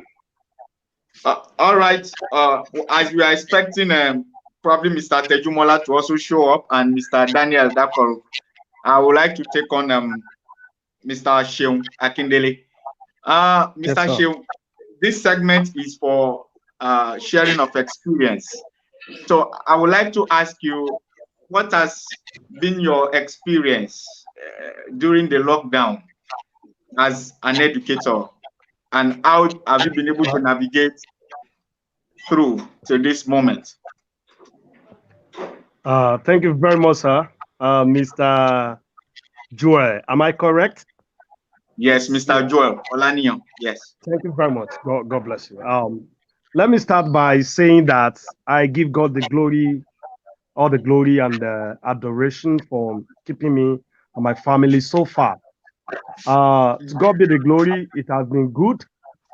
As I said earlier, or let me say, as I've been saying it in different fora that I've been during this lockdown, the cry wasn't for myself. I didn't actually cry for myself. By the special grace of God, I have close to 4 or 5 businesses that I do. I had a very big school in Abuja here, AMAC to be precise, and I have a tutorial center to my credit. By the special grace of God, that I register students for NECO WAEC, and I have teachers, more than 25 teaching under me. I do MC, and I have a daycare, a very big daycare that my wife is managing. And finally, I have a POS business that somebody is also managing for me by the special grace of God. These are things that I'm doing that one way or the other, they are fetching me money almost every day. And we have been using that to finance the family and to move on. The purpose of the cry basically was what I saw around me, that teachers are actually passing through in this period. It's been so disheartening, absolutely disheartening. And that is why you saw me. I was so emotional.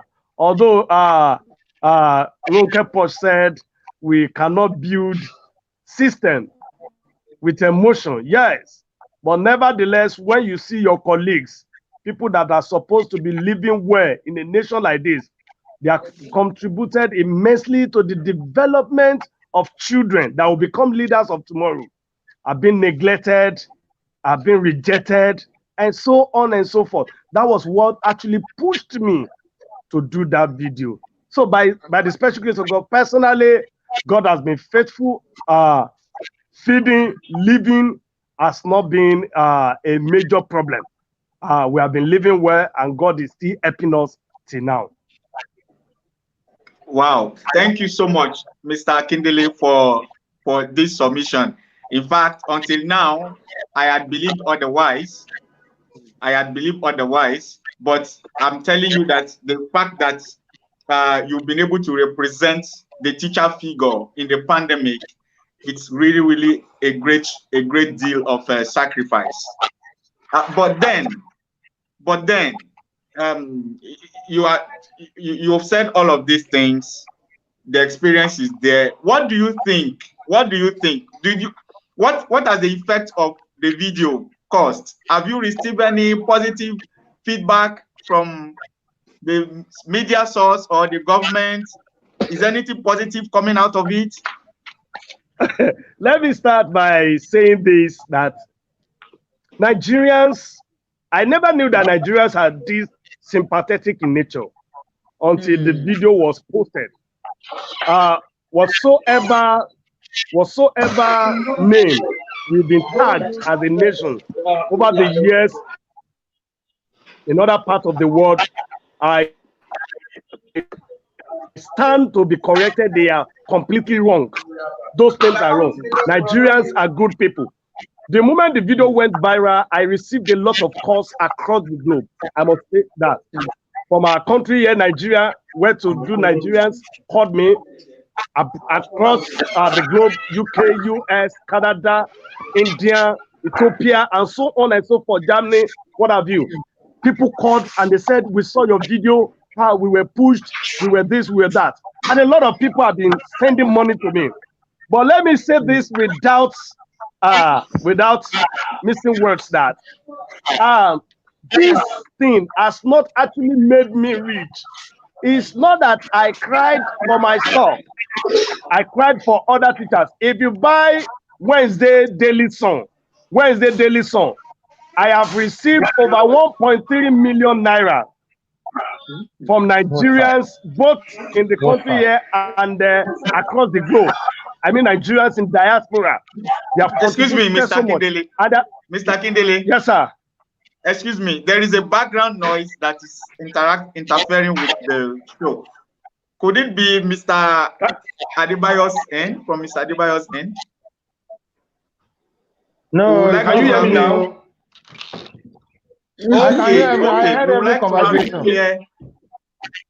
Oh, fantastic. So can we carry on then? You clearly, I can hear. Let's go ahead. Mr. Kindele, please. Go ahead. Now, I have realized if you check Wednesday Daily Sun, is there. A lot of journalists came to me, TVZ covered the event. The moment I received the money, I discovered that wasn't my money. By the special grace of God, God has been so good to me and my family. I told my wife, I said, this money is not ours. And we need to give it back to where the purpose why we cried, the purpose why I cried. And as I'm talking to you now, we have fed more than 250 private school teachers within Amak here. I'm talking of Jikwe, I'm talking of Kurudu, I'm talking of Orozo, I'm talking of Ajata, and I'm talking of some teachers from Karu. Those are within the area where I stay. Those are the areas where, within that vicinity. So by the special grace of God, teachers came around, we gave them enough palliative, and we put some cash in the envelope for them. And the remaining money with me, was it not on Monday or Tuesday thereabout, somebody also sent nothing less than 50,000 out to me from the UK. And immediately I gathered the money. On Monday, I will be in another school by the special grace of God, distributing palliative to close to 70 teachers again. I didn't do that video because of myself. Nigerians have been good. They have been so supportive. People are sending money to me, and I'm using it to give it back to the purpose why I cried. A lot of like Arise TV, TVC, newspapers, and what have you, they have come and they have asked me questions, and I've told them I did that video purposely because of teachers that have seen suffering. If everybody should go, if all the teachers should go into business, who will teach my child? Who will teach your child? That has been my passion. We cannot all go into business. I'm a teacher, and I'm proud to be a teacher. If you tell me to go into business, well, who will teach your children? That's number one. Number two is that, have we ever thought of it, of a teacher that works in a school and closes by 4:30, 5 o'clock? What business do you expect such a teacher to still do again between the hour of 5 to 7 o'clock? These are my pains. These are the things that I've seen around. I've seen a lot of teachers going back to some other things. They will tell you, I'm no longer going into classroom. And that is why I said, it's high time we stood up to say something. We cannot continue using grammar. All right. Thank you, Mr. Kindele, for that. I'm a bit particular. Are you still on, Mr. Kindele? Mr. Kindele, are you still on? Okay, it seems it's off. All right. How about Mr. Yemi Adebayo? Mr. Adekogbe, can you hear me? Yes. Okay. The other person, Mr. Yemi Adebayo, is no more online.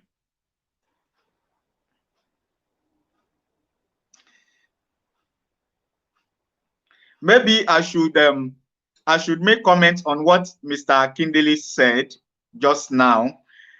Rightly said. He represented quite a number of teachers, in their plight in this pandemic. It is very, very unfortunate that at this time the pandemic, as it were, has opened up the back flip, or they said the back of the hen, or the back of the poultry has been unveiled. So everything is clear now that the way at which and manner at which education is being handled in this nation is not still where it's supposed to be. We ought to handle education much more with more importance than what it is now. If other sectors are being taken care of at this time, I think education should be the first to even be considered, in as much as children that are being raised are the future of tomorrow. Thank God for the plight of Mr. Akindele to have brought up this awareness and has caused the reaction from Nigerians, which means Nigerians are good people. Nigerians have these emotional, feelings for their fellow brethren. But when the structure itself, the structure that will bring all these things in place is not put in place, then there is a difficulty of reaching people. We have the likes of CPE, Mrs. Enyika Adenyi has said what she's doing at enlightening people. What we are even doing now on the School Matters series is also a way of helping out, educators in this pandemic. So it will be very, very important if our government people listening to us can also, buy into these ideas. We know that they are doing quite a lot. The Lagos State government has launched a site whereby educators can go get resources, teaching sites and all that, but there is still more to be done. In as much as we know that COVID-19 is not going to go soon, and we have to live with it. Before the time COVID-19 will actually depart from us, and for the survival of the Nigerian child and the educator that will teach the Nigerian child, there is a lot to be done. And I think the sharing experience has also brought into light these things. I also know of an educator who is not here present, but who shared with me during the pandemic, there was no money. The school was giving just palliatives, and there was no money. He's married, he has children. And you know what this young man decided to do? He just went to market one day. He saw the malams sitting by selling their onions and all that. And he looked by the side, he saw a woman who was, offloading okra from the bus. And something just came to his head. Why don't you go and take one, ban of okra? And he asked a space from the malam. The malam gave him a space, and he sat down there, a teacher, a college teacher. He sat down there. He took the okra ban with credit, 7,500. And he sat down there and he started selling. And people started buying the okra, including the parents, the parents where he teaching. They saw him. First day, second day, that was how he was able to make 1,500, 1,000, 2,000 on daily basis. Before you know it, he has settled the woman of the okra with the ban. He had some money to add. Then he started making soap. The young man I'm talking about now is is a distributor now. He has soap.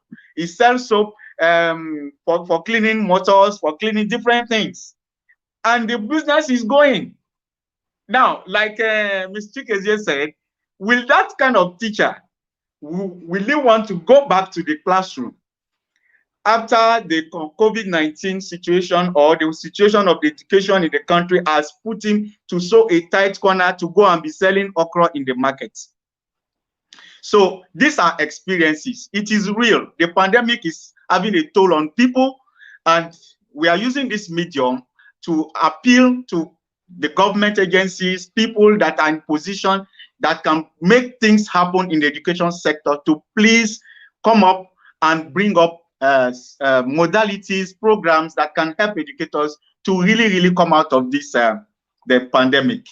I don't have any other candidates, but my own share of the whole thing is that it is an experience.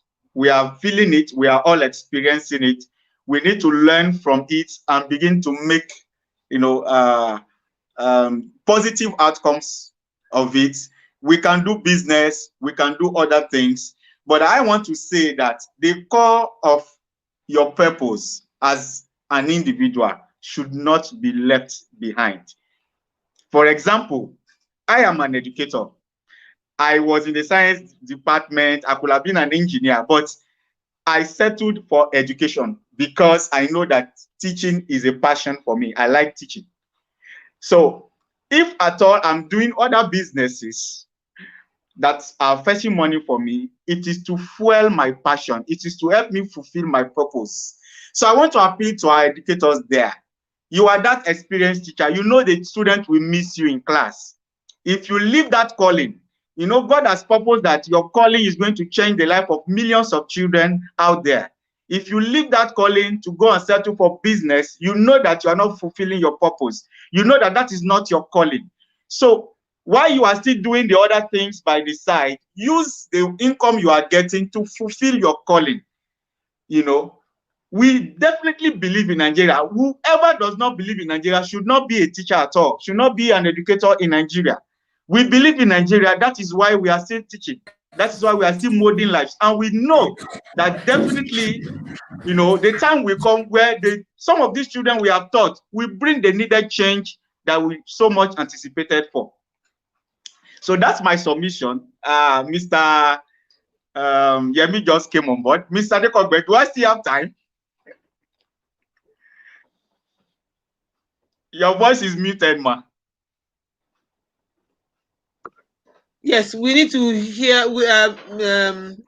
There are two people who had issues on their back. Okay. Mr. Yemi is here, let's hear, and then Mr. Olumese is also here.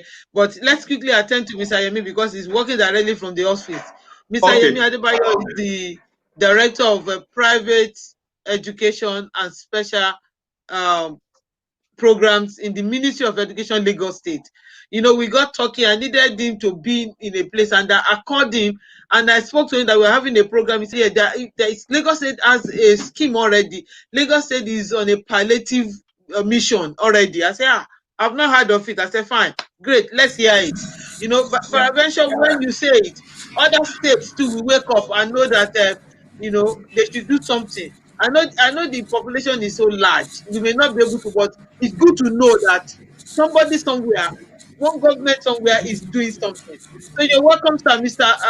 Adeyemi. So you can take that, Mr. Lanier.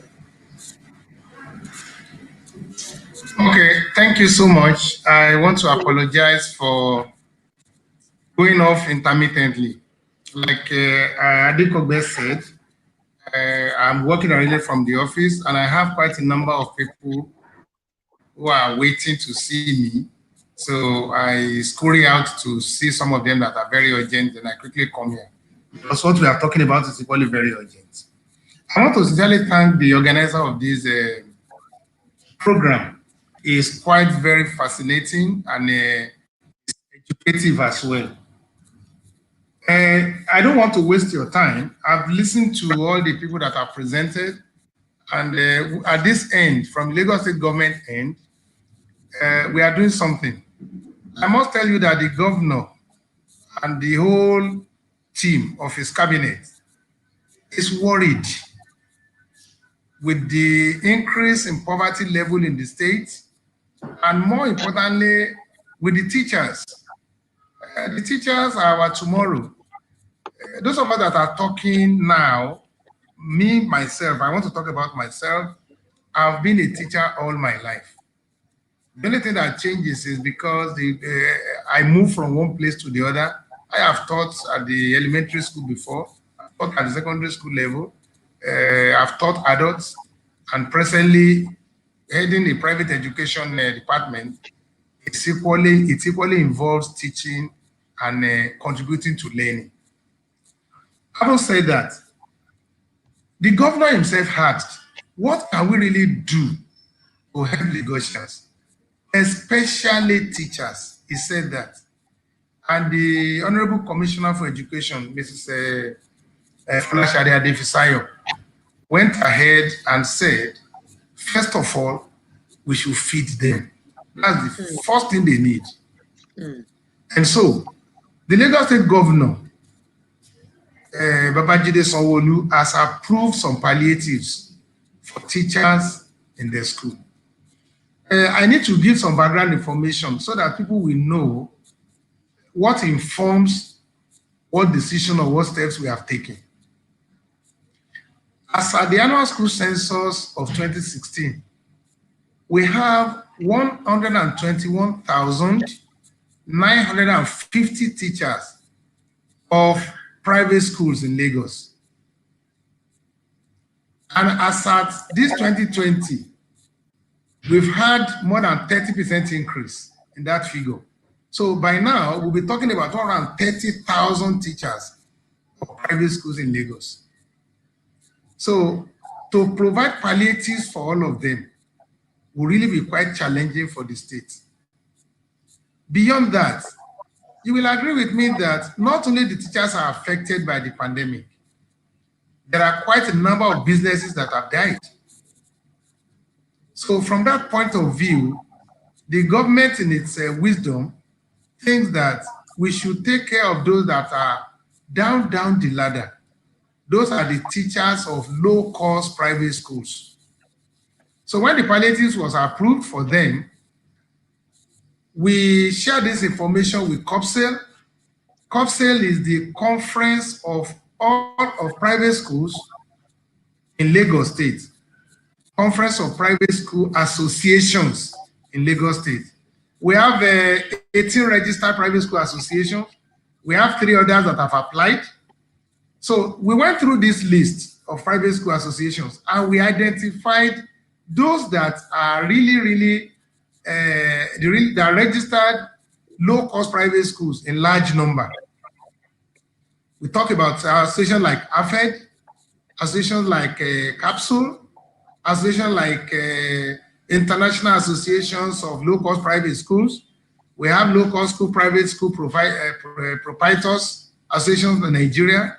We have NAPS. We have other organizations like OMEP. Those that are actually relating with these low-cost schools, particularly in the rural areas of Lagos. We equally contacted associations like SEED. SEED is the School Economic Education and Economic Development Program organized by one of the consultants. She has walked around the whole state. She knows where those local schools are. She has their data because government works with data. So we partnered with this one and we shared out these palliatives. These are edibles: rice, beans, gari, provisions, so much. The palliative that hello, was sir. kept. Hello. Hello, sir. Thank you for mentioning all of this, sir. It's so much nice to hear that. Yes. What I want to chip in as a question is that have those palliative, have they started rolling in? Have you started the dispatching of those palliative? Well, I think this should be possibly this program is a phone-in program of people that are here, are members of the association I've mentioned. I am intentional about the names I've mentioned. If any of you know any of those associations, you can find out. They have all collected the palliatives on behalf of the teachers of low-cost schools among them. There are some private school associations that were not included, especially schools that are populated, associations that are populated by high-cost schools. I am aware that some schools are still paying their teachers. Some have reduced the salaries they are giving their teachers. Some have not reduced it. So such schools or such associations are not considered. It isn't that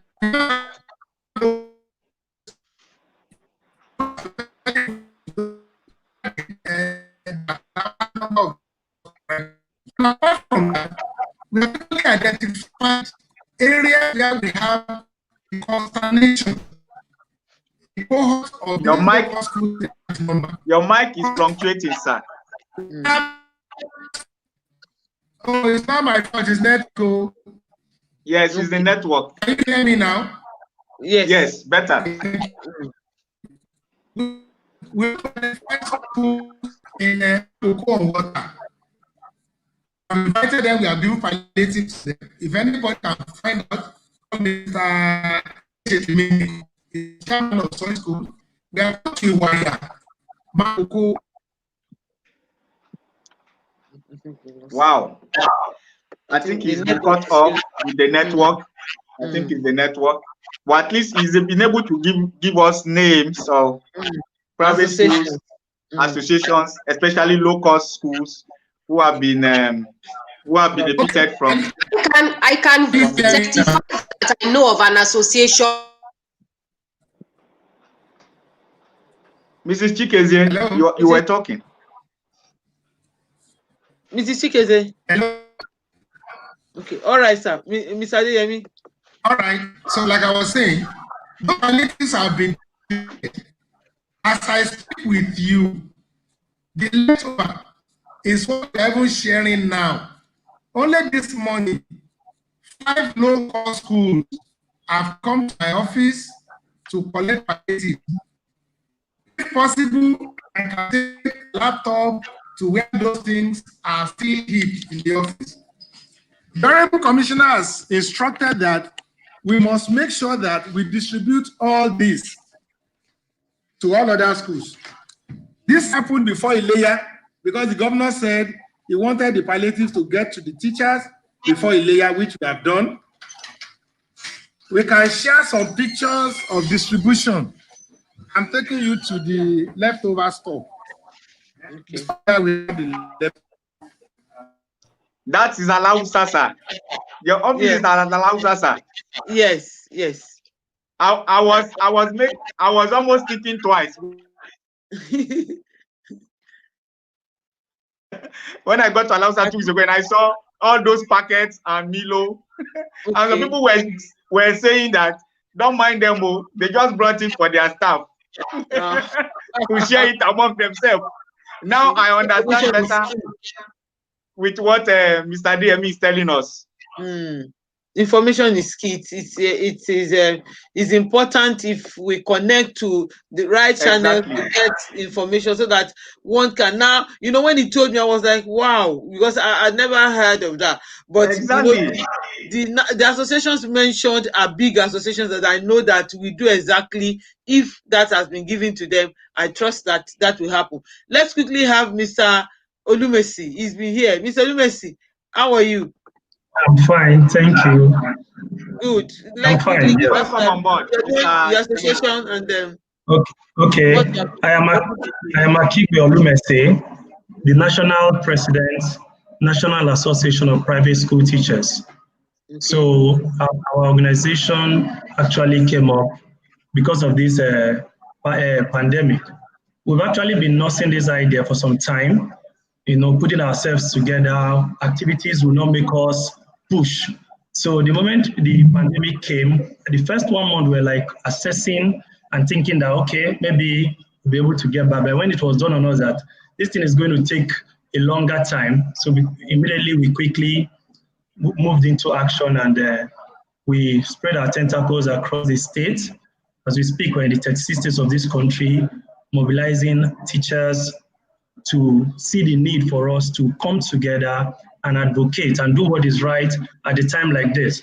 Because what's we your understand population? that, okay, we are, as we speak now, we're over 20,000.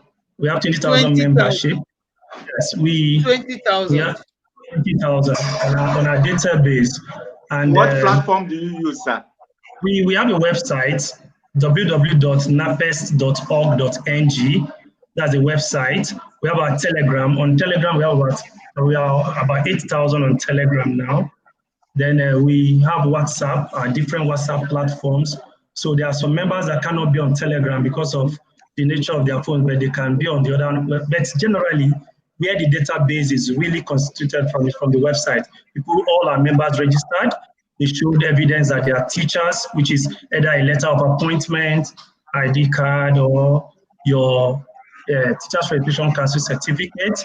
Then if you can't produce all those, then you need to now give us a list of the teaching staff within your school, okay, the address, the phone numbers of the school, so we are able to do our background check to be sure that you teach in such school. Because for you to give us 10 names of people in that school, and we have members in all the local governments, all the states, so we're able to check, does this school exist? Can you replace it? So we did all those, and immediately we came together. The first thing we did was we looked at those agencies that are to handle palliative. We wrote to the Presidential Task Force, we wrote to the Ministry of Education, we wrote to CBN, and all these organizations, trying to let them know that there is a group of people that were actually, if you are using the old data that you have, the poorest of the poor, they were not in that class, okay? But because of this pandemic, for the past few months, they've not been given anything. So there is a need for government to quickly find a way to get to them. So we wrote to the Ministry of Education and we told them, this is what, we have the database of our members. As at that time, we were less than 10,000 because registration was still on. So the moment the ministry called us for a meeting, we discussed. After that, they asked us that we should go and bring the account numbers of our members. Because as at that time, the only provision for the private school owners is that they should go and take a loan from the bank, and most private school owners are not willing to do that. So we made the ministry understand that private school owners will not want to go and take a loan to pay salaries. It's not done. So what we are saying is there should be a monthly stipend paid to the account of private school teachers, pending until this pandemic is over, to let them, to keep them going. Okay, imagine a private school teacher who both the man and the woman are also private school teachers. You know, they'll be passing through hell now.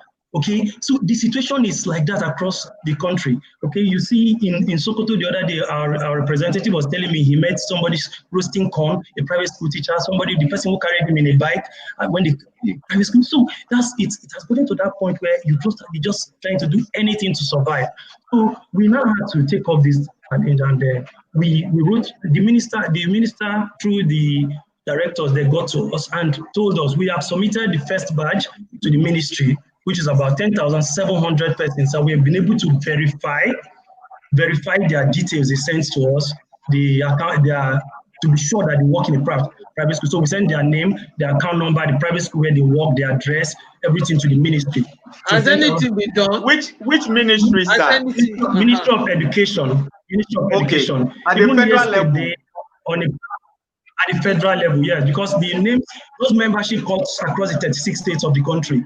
So we submitted, even yet the minister acknowledged that in the program on NTA platform, where he said he has received it and he has actually minuted and it has been sent to the authorities so that something can be done urgently.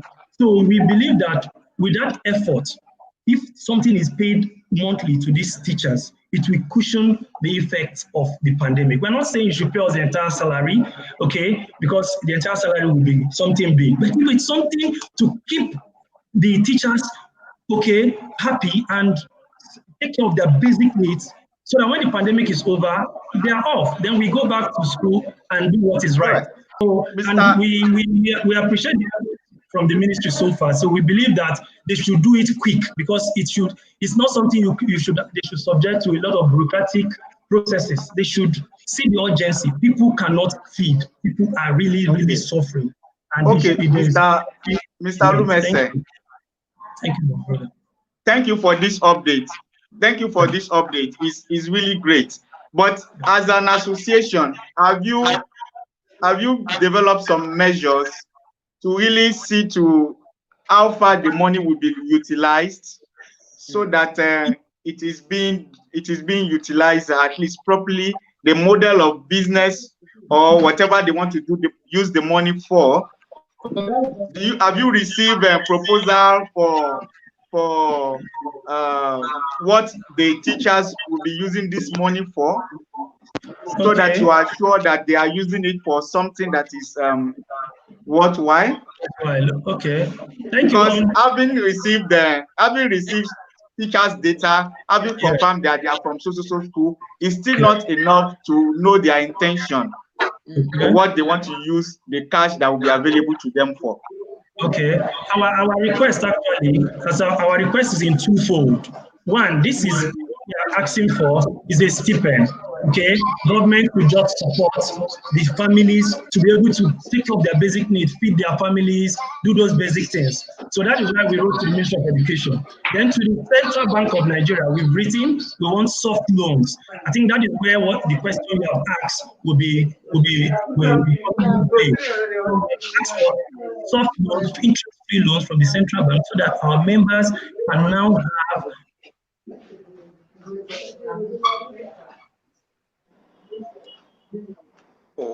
Mr. Olumese seems hooked.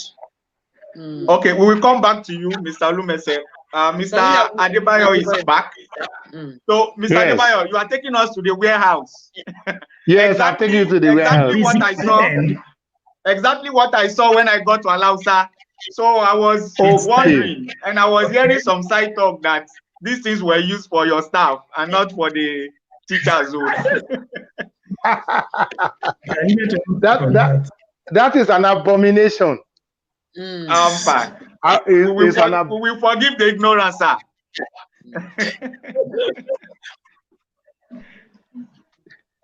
Abomination. Those people say that they must have spoken out of ignorance.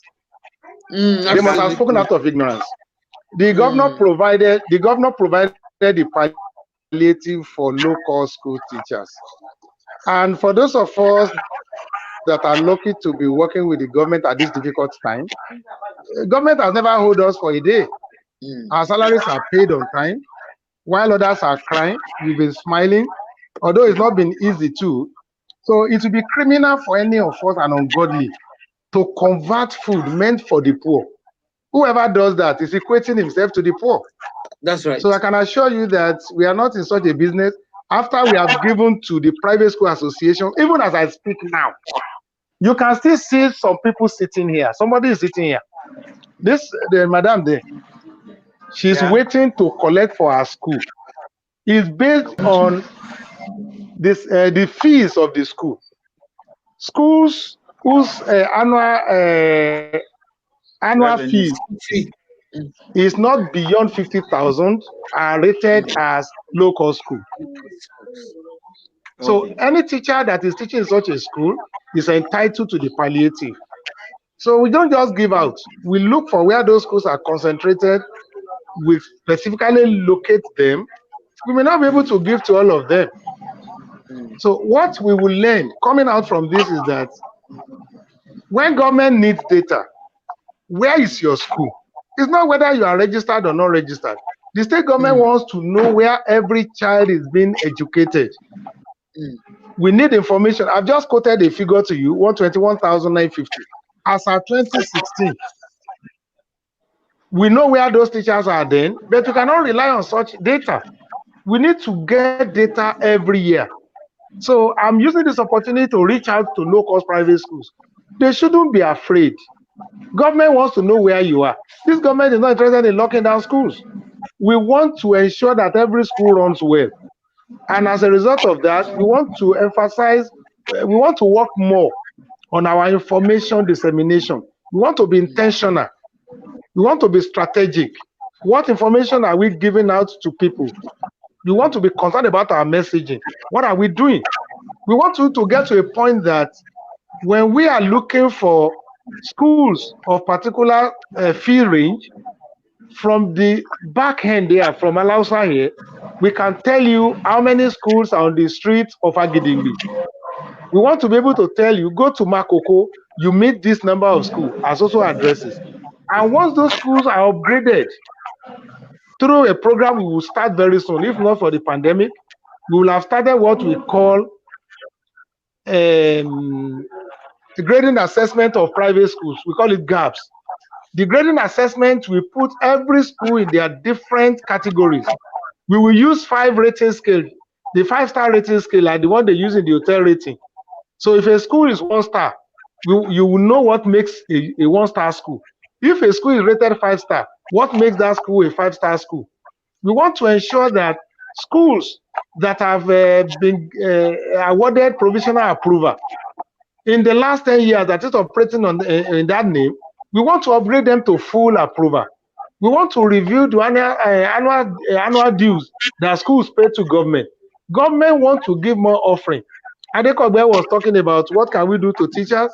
Part of what the Lagos State government have done to our own teachers is that every teacher in Lagos, and I want you to quote me anywhere, every teacher in public school in Lagos have been trained to use Office 365. Office 365 is a package from Microsoft. Every one of us working in the office, we have been trained. And government wants to migrate the physical office to online office, virtual office. We want to do business seamlessly. As I don't know if you can see here, this is somebody, they are just dishing out things.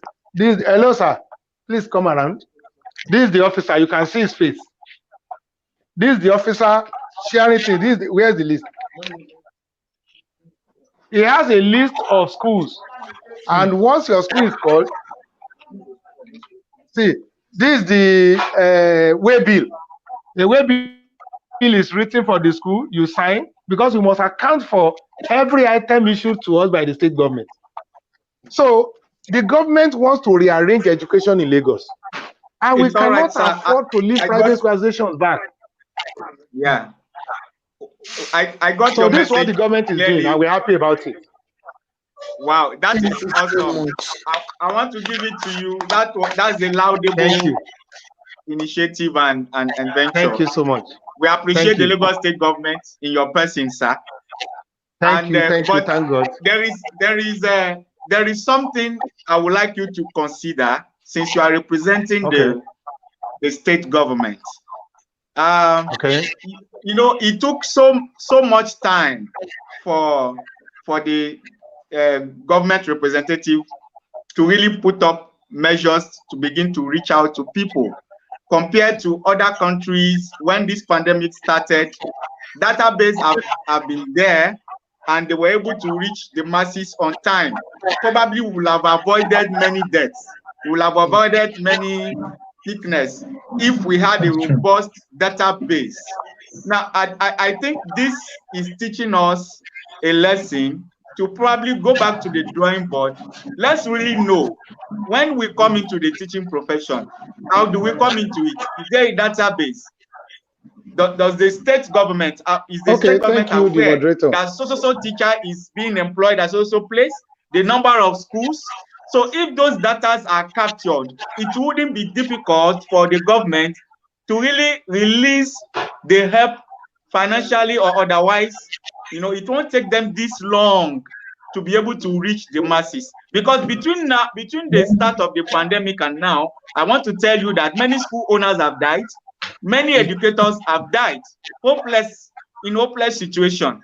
And it is not the desire of any government to have its people lose their life that way. So putting it back to the state government while commending them for the effort they have put into place, that they should please look into the database issues so that when issues of crisis emanate or arise next time, we'll be able to rise up to the occasion immediately. Thank you so much, Mr. Yemi. Can I say something to please, I want to also ask a question. I want to ask because yes, when the pandemic started, when we wrote a letter to Lagos State government. Can you hear me? And we also made a similar request to the Lagos State government that we have the database of members that are affected by this pandemic. So, you know, this idea of sharing food, I don't think is a very good way to reach people that are really, really suffering. So the best way is give them, no matter the amount of money you want to give it to the family, let the family handle their logistics. Because by the time you go and buy food and you are battling about sharing it, a lot of things happen along the way. So since there are account numbers and you know these people, you know where the schools, where they work, you can even ask them to be in the school to verify. We don't care. We submit all these details to you. So what we expect from the Lagos State government, I don't know why they chose to go into buying of food, because we recommended and we told them, we submitted our letter to the Ministry of Education, to the Lagos State government, to the Speaker of the House of Assembly of the Lagos State, and the essay to the Governor on Education. All of them, we did that because we wanted it to get to a larger number of people. It will save you logistics and so many things you are supposed to spend on, because you have these teachers, you have their account numbers. You just pay this money to them. If it's 30,000, if it's 50, if it's 20, it's more ideal. It saves you stress. And as we are talking now, you're not going to be saying, oh, you'll be telling us the number of teachers you have given things to, and it's verifiable. But when it's Thank you, Mr. Olumese. Difficult. So thank you, Mr. Olumese. We should do it this way, and it will help us a lot. But we commend Lagos State at least. You've taken a good step, because even when our members came there, the reception was good. Lagos, Edo, and Bauchi, those are the states that have actually shown concern from our end on trying to provide support to people. So, but Lagos have started. Mr. Olumese, is it registered?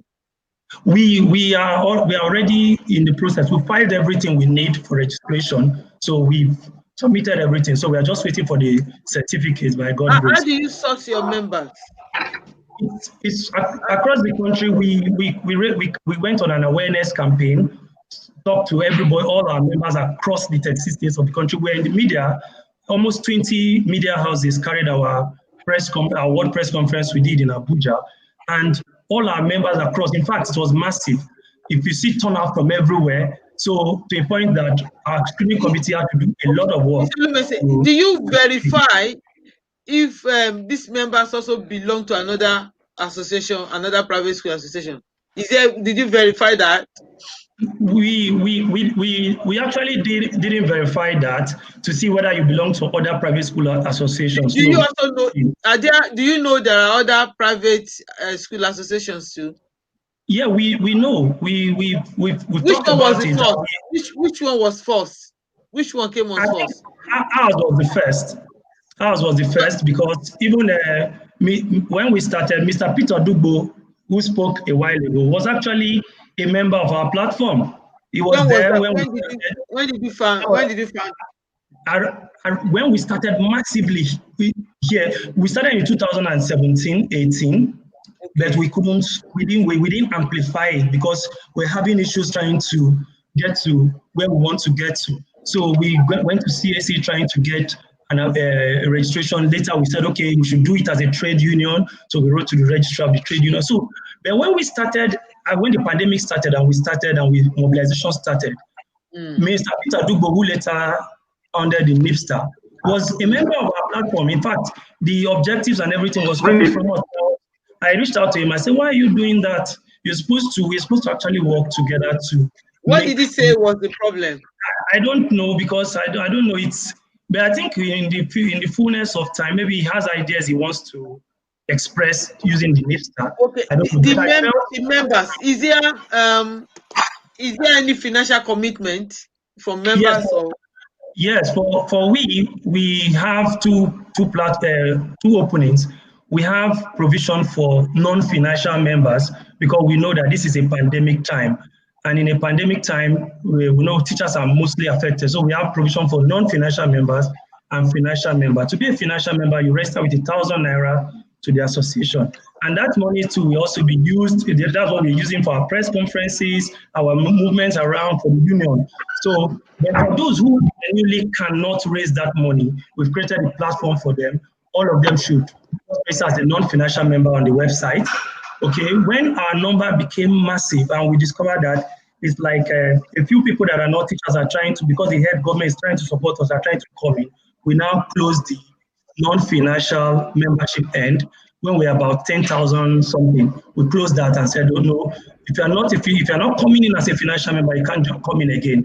Now the only platform you can use to come in as a non-financial member is through your school. So the teachers in the school will come together as a team. Okay, they'll put themselves together, all their list, everything, then through the school, send it to us. And these are the teachers from your school. Some school of association, some school owners are not being receptive to the idea. I said, no, it's not. We are not against the school owners. What we want is we want to advocate for a system that will help the private school system generally. So the private school teachers are empowered, the school owners are empowered, and generally Nigerian children from in the private school will get the best. So we are not out to antagonize them. But those are still against, provided the teachers can come together as a team, they submit their name. So that's all what right. give room for all Let's talk on Tuesday. the team. So if the data is ready, I'll give you. Mr. Lumesi. Yes, thank you. Okay. Like I know there are have you reached out to this other? Have you spoken with Mr. Mr. Dugbo is here. Yes, Mr. Dugbo is here. Yes. Let's see, because if you are working as an association, I feel it's important for us to have a front. We come together. If your association went to the ministry, went to CBN, and another association is going, I mean, it looks that we are not tied. It doesn't look like it. So what's the issue here? Like even now, we have already started reaching out. We have some 3 or 4 groups that we've tried to talk to and joining up, because when it came up, a lot of people started thinking, oh, we don't have an organization too, and we don't have an association, we don't have a voice. So I think it made a lot of people to start putting themselves together. Okay, but with the effort we have made so far, we've had about 4 different groups that have reached out to us, and we have met with them and said, okay, this is an open thing. Our membership is open. So what is important is let's come together. Then we have a convention where we're going to elect leaders of the organization. So okay, all right. Okay, let's thank you. Let's Mr. Dugbo. Mr. Dugbo. Thank you. Mr. Dugbo, are you in? Yes, I'm in. Okay, please, let's hear. Let's hear this because. All right, thank you very much. Apart from NAF, our president, one other association reached out to me. I can't remember their names, but they reached out to me. The first question I asked them was, is membership free or not? They said they charge 500 naira. They charge members 500 naira. So with that, I told them I'm not interested. Okay. And of course, like you rightly said, now when they started very well, but immediately I discovered that. Hello, are you hearing me? Yes, I can hear you. There's a noise at the background somewhere. I can hear you now. Okay. But I discovered that those who are charging money, they are not helping the people who are affected by the pandemic. To me, what I want is people should be able to donate money to achieve your goals, to achieve your drive. Friends and well-wishers, those who are concerned, well-meaning Nigerians, we need to come out to assist, not that we charge the members money. Okay. So when the issue of Mr. Dubo, when the issue of maybe a fee also came in, did you discuss with Mr. Lumese? No, I've never Did you discussed discuss it. with? No. I've never discussed it. Okay, so I feel okay because what we should look into now and look at is the fact that this is pandemic and people are going through. Yes. And in the fact that people are going to, we also need to show some level of humanity. You should be humane. You know, I remember one of the things that I said in my opening. Being humane at a time like this is operating with a human face. You know, so I want to subscribe to the fact that fee collecting now, membership drive by money now is not good. Yes. Membership drive now with by money is not.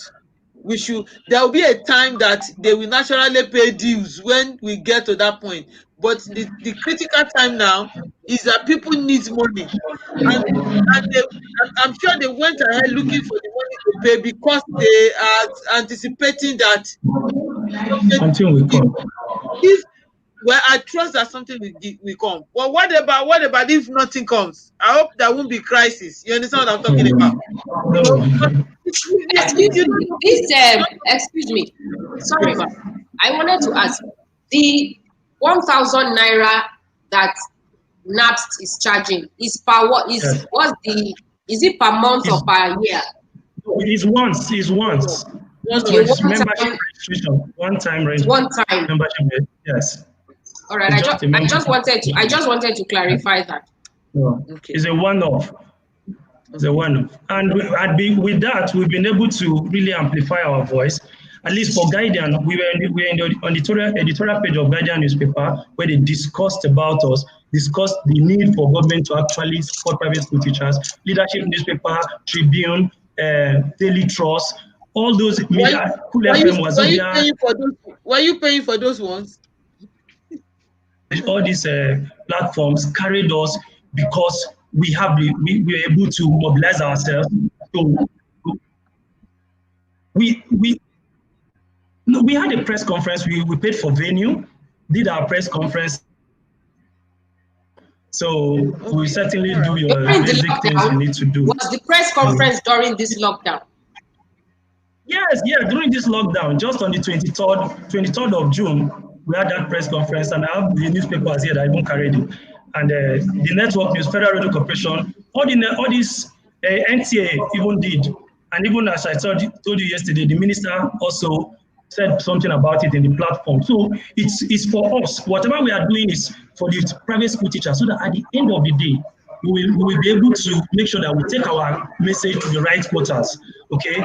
What we want. What Mrs. Adekogba is asking is, these publicity opportunities that you got, did you have to pay for them? Did you have to pay? Did you have to pay the press, journalists, the media houses, journalists, and all those people? Certainly, when you do a press conference, you must part with something. When you are done with your press conference, you must. So we did what we were supposed to do. We were able to ask for sympathy, but we still need to part with all right, something. no problem. Another thing I wanted to ask Mr. Dubo is, Mr. Dubo, would you say your own activities have been hampered for lack of money, or have the donations been able to cover for your expenses? Let me make it very clear. The money I saved personally is what I'm using to run whatever we are doing. So you're not getting donations from people? I've not seen any donation from anybody. You've not gotten any donations? No. Because we have not asked members to bring out money. Our aim is to get to 10,000 members. Once we get to 10,000 members, then we know we have a very large platform. By then, we can start going to the government houses, meeting them, asking them that please listen to the names of the private school teachers. For now, we made it a point of duty. We have an ESCO. and our national ESCO decided that nobody should charge any money because we are trying to help them. So whoever is helping us, like the member who represents Ogun State, okay, in video station, he paid his own money there. I didn't give him money. He used his own money to go to the radio station and paid. You can ask about it. It's a Sweet 107.1 FM, Abeokuta, Ogun State, on 25th of July. They hosted us there. I've granted interview to Punch 2 times. I did not pay any time. They didn't collect any money from me. So why would I ask my member to pay money? Because you know. Okay, brilliant. That's good, because I know, you know why I asked, because you know, I know some journalists who will naturally talk to you and say they want to grant you interview, and I have done such interview, and I have also mentioned people for such interview without a dime. You understand? Because they want to do a write-up. So let's, for one, what you are doing is brilliant, and I see success when there is collaboration. You understand? Because know that the people who are here in here, some people, you have a group for non-financial member, you have a group for financial member. So it shows that when there is palliative or help come from somewhere, it's only those who are financial members that will benefit. You know, not really. Not really. The list we submitted to the federal government. Okay. The list we submitted to the federal government was actually for both financial and the non-financial members. We made it clear. Yes, we submitted the 10,700 to the federal government as first. You know what, Mr. Lumese? You know what I would have suggested? I would have suggested a voluntary donation. We tried that. We tried that option. We did voluntary donation, and at the end of that, we got 10,000 naira. Our press conference venue we wanted to use then was 50,000 naira. So where did you do it? We at NUJ Center in Abuja here. So why don't you look for a school? Why don't you look for a school? You know, at this point, you must always look for somewhere, maybe where you are teaching, or there will be an owner. Look for owners who can even be your patron and matron. You understand what I'm talking about? School owners. I know there are school owners. I know school owners in Abuja that if we get to talk to them, they can allow this. You know, you have to reduce, you know, because even the money that you have collected, when you keep going out and doing this, it will reduce. You understand what I'm talking about? It will reduce.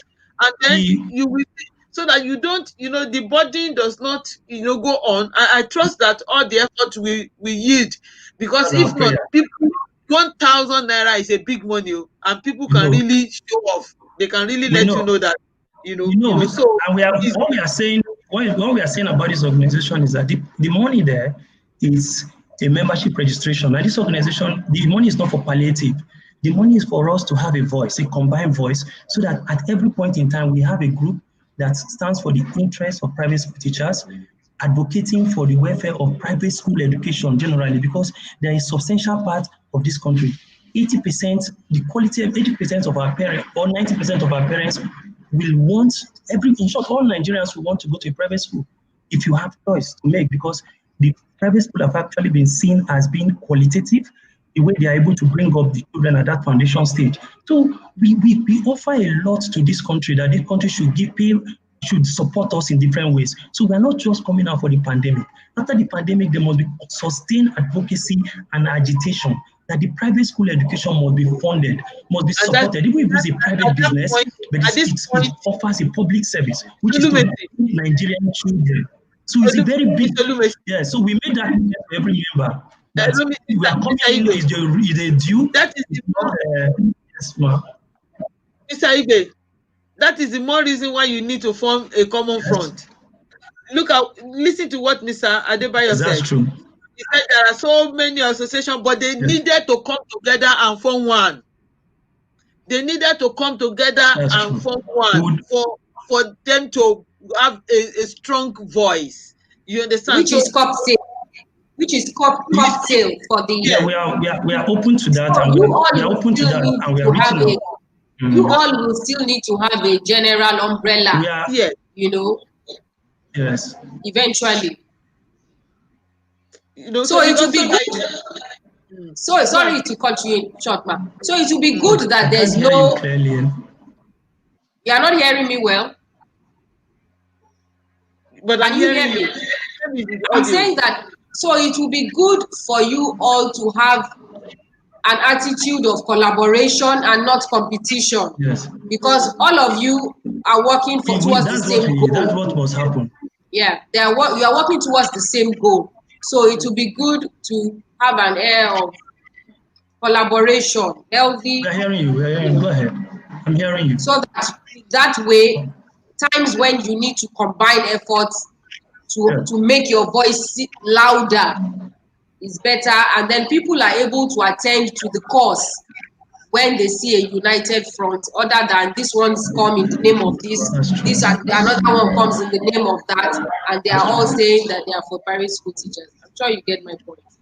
All right, thank you, Lord, because this is what we have actually looked forward to, an opportunity to have the association heads come together and see how you can we have reached out and we're still reaching out.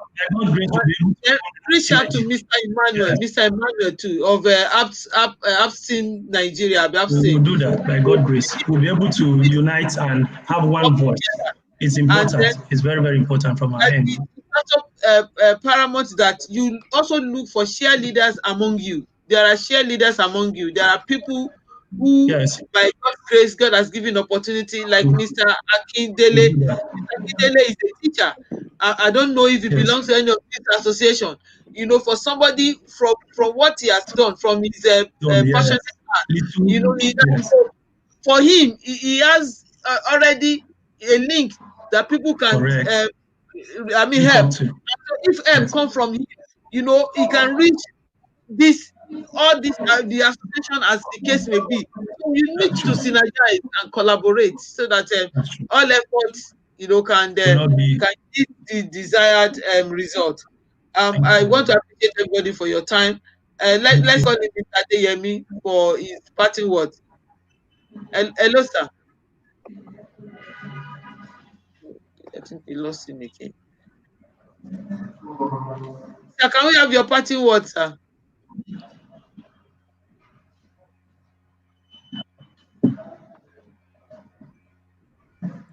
Mr. Adebayo. Oh, can you hear me? Okay. Yes, I can hear you now. We can hear you. Can you hear me now? Yes, very well. Yes, I'm just commending you for a job well done. And I want to thank the gentleman that spoke passionately about the low-cost private school teachers. The only advice I want to give is that they will be more functional if they do it as a consternation of private school associations. Because people of different interests form association. It is easy for people that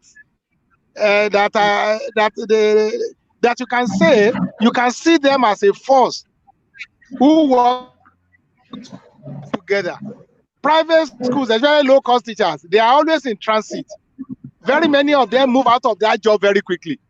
Unlike government service, where people stay for a longer period of time. So, but it's a very good modalities and arrangement so that they can gain traction. Thank you so much. Thank you, Mr. Adebayo.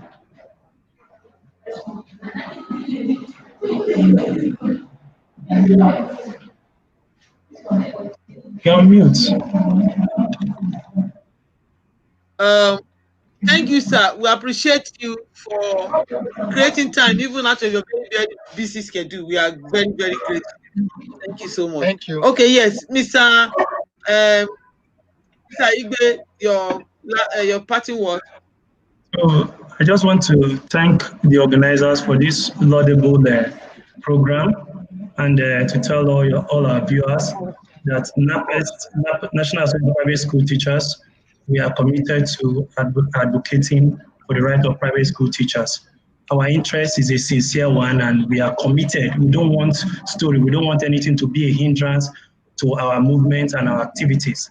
That is why we have taken this bold step, even though we know that there will be criticism and people looking at what the implications. But we said if there must be a voice, it must be done irrespective of whatever circumstance. We just need to keep amplifying this voice until we get a solution. We believe that together we can build a country we'll be proud of. And our team in Lagos will still visit Mr. Adebayo's office to see what we can do together. So gradually, by God's grace, and we'll reach out to all our partners, all other members, all other groups, so that eventually, by God's grace, we can have a single coalition that. Thank you. Appreciate. Yes, Mr. Dubo. Oh, yeah. Thank you very much, Madam, for organizing this event. It's been very, very rewarding, a very rewarding time. And I want to say thank you for the Lagos State representative in the form of Mr. Adebayo. So I will use this medium to bring light of the private school teachers to the right portions, both to the state government and to the federal government. Because we're not talking about Lagos State alone. It's a larger society with 6 states and the FCT. Thank you very much for bringing me on board. Thank you. Thank you so much for your time. Thank you for making time to be here. Mrs. Adeni Ronka Poch, are you seeing? Yes, sir. Ronka Poch? Yes. Okay. All right. Can we have your party word? Thank you. Oh, sorry.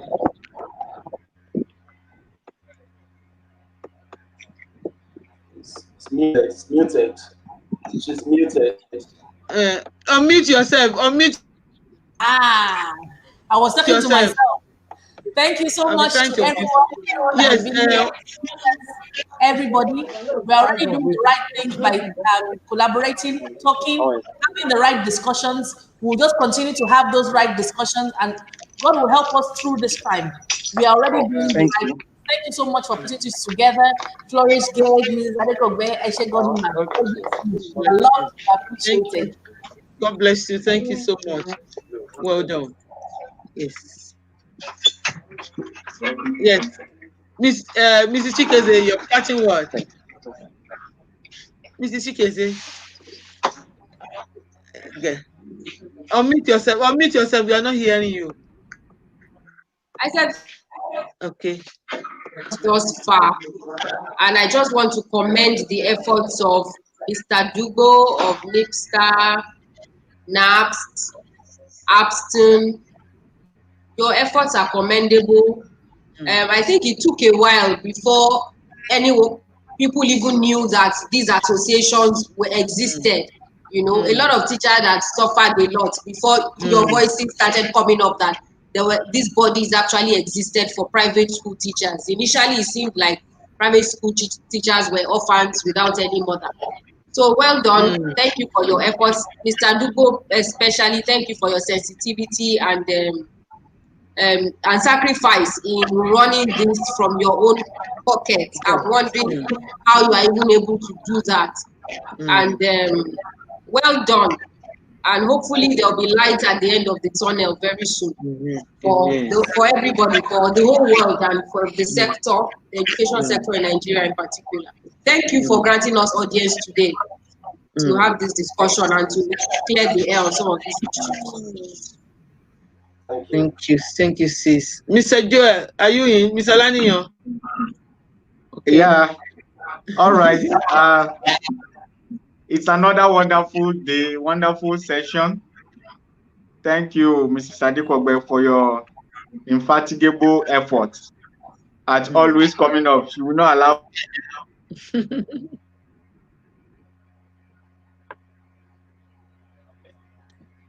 Network.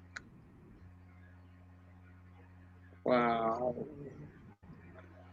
Okay, I think common efforts. We are putting up common efforts to make sure that the education sectors remain relevant in our sphere. So I want to appreciate all the presenters and the panelists and those who contributed in one way or the other, and also our audience for lending their voice. But one thing I want to leave us with is that the teaching profession must not be let down in Nigeria. We must not let down the teaching profession.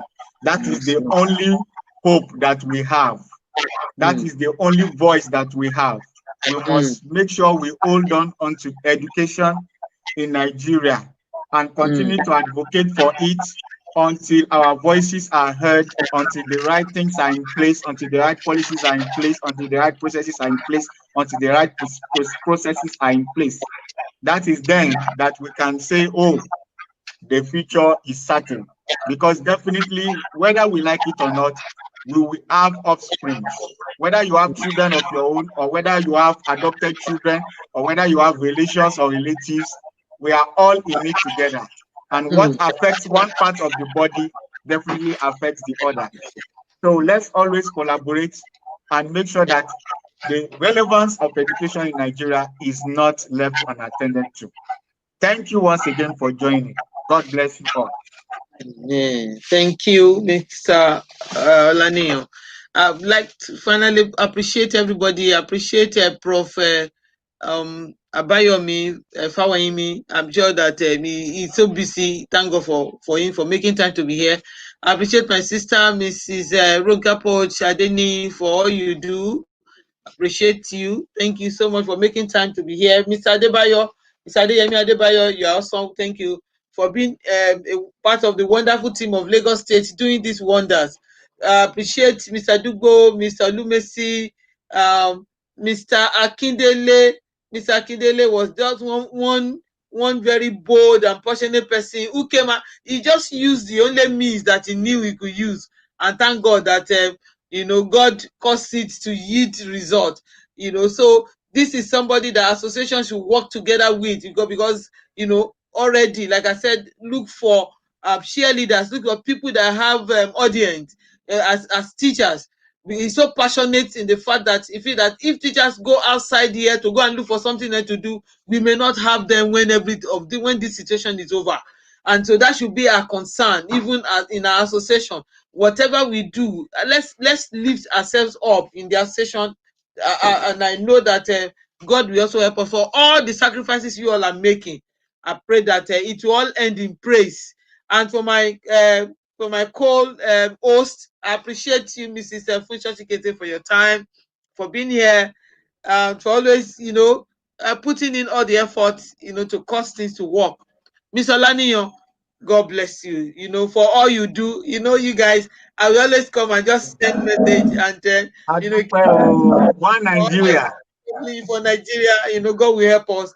And for everybody and for all our participants, people who stayed back, Olufunso Fagbohun, Olatunde Adebayo, Nike, Mrs. Nike Fakorede, Adisa Christ, Bisi Fatimeyin, Omo Bola, so many people here, Uzo Bayo, Kingdom Worshippers, Banji Jegede, Oluwafunmilola Adegbuyi, Shola, so many.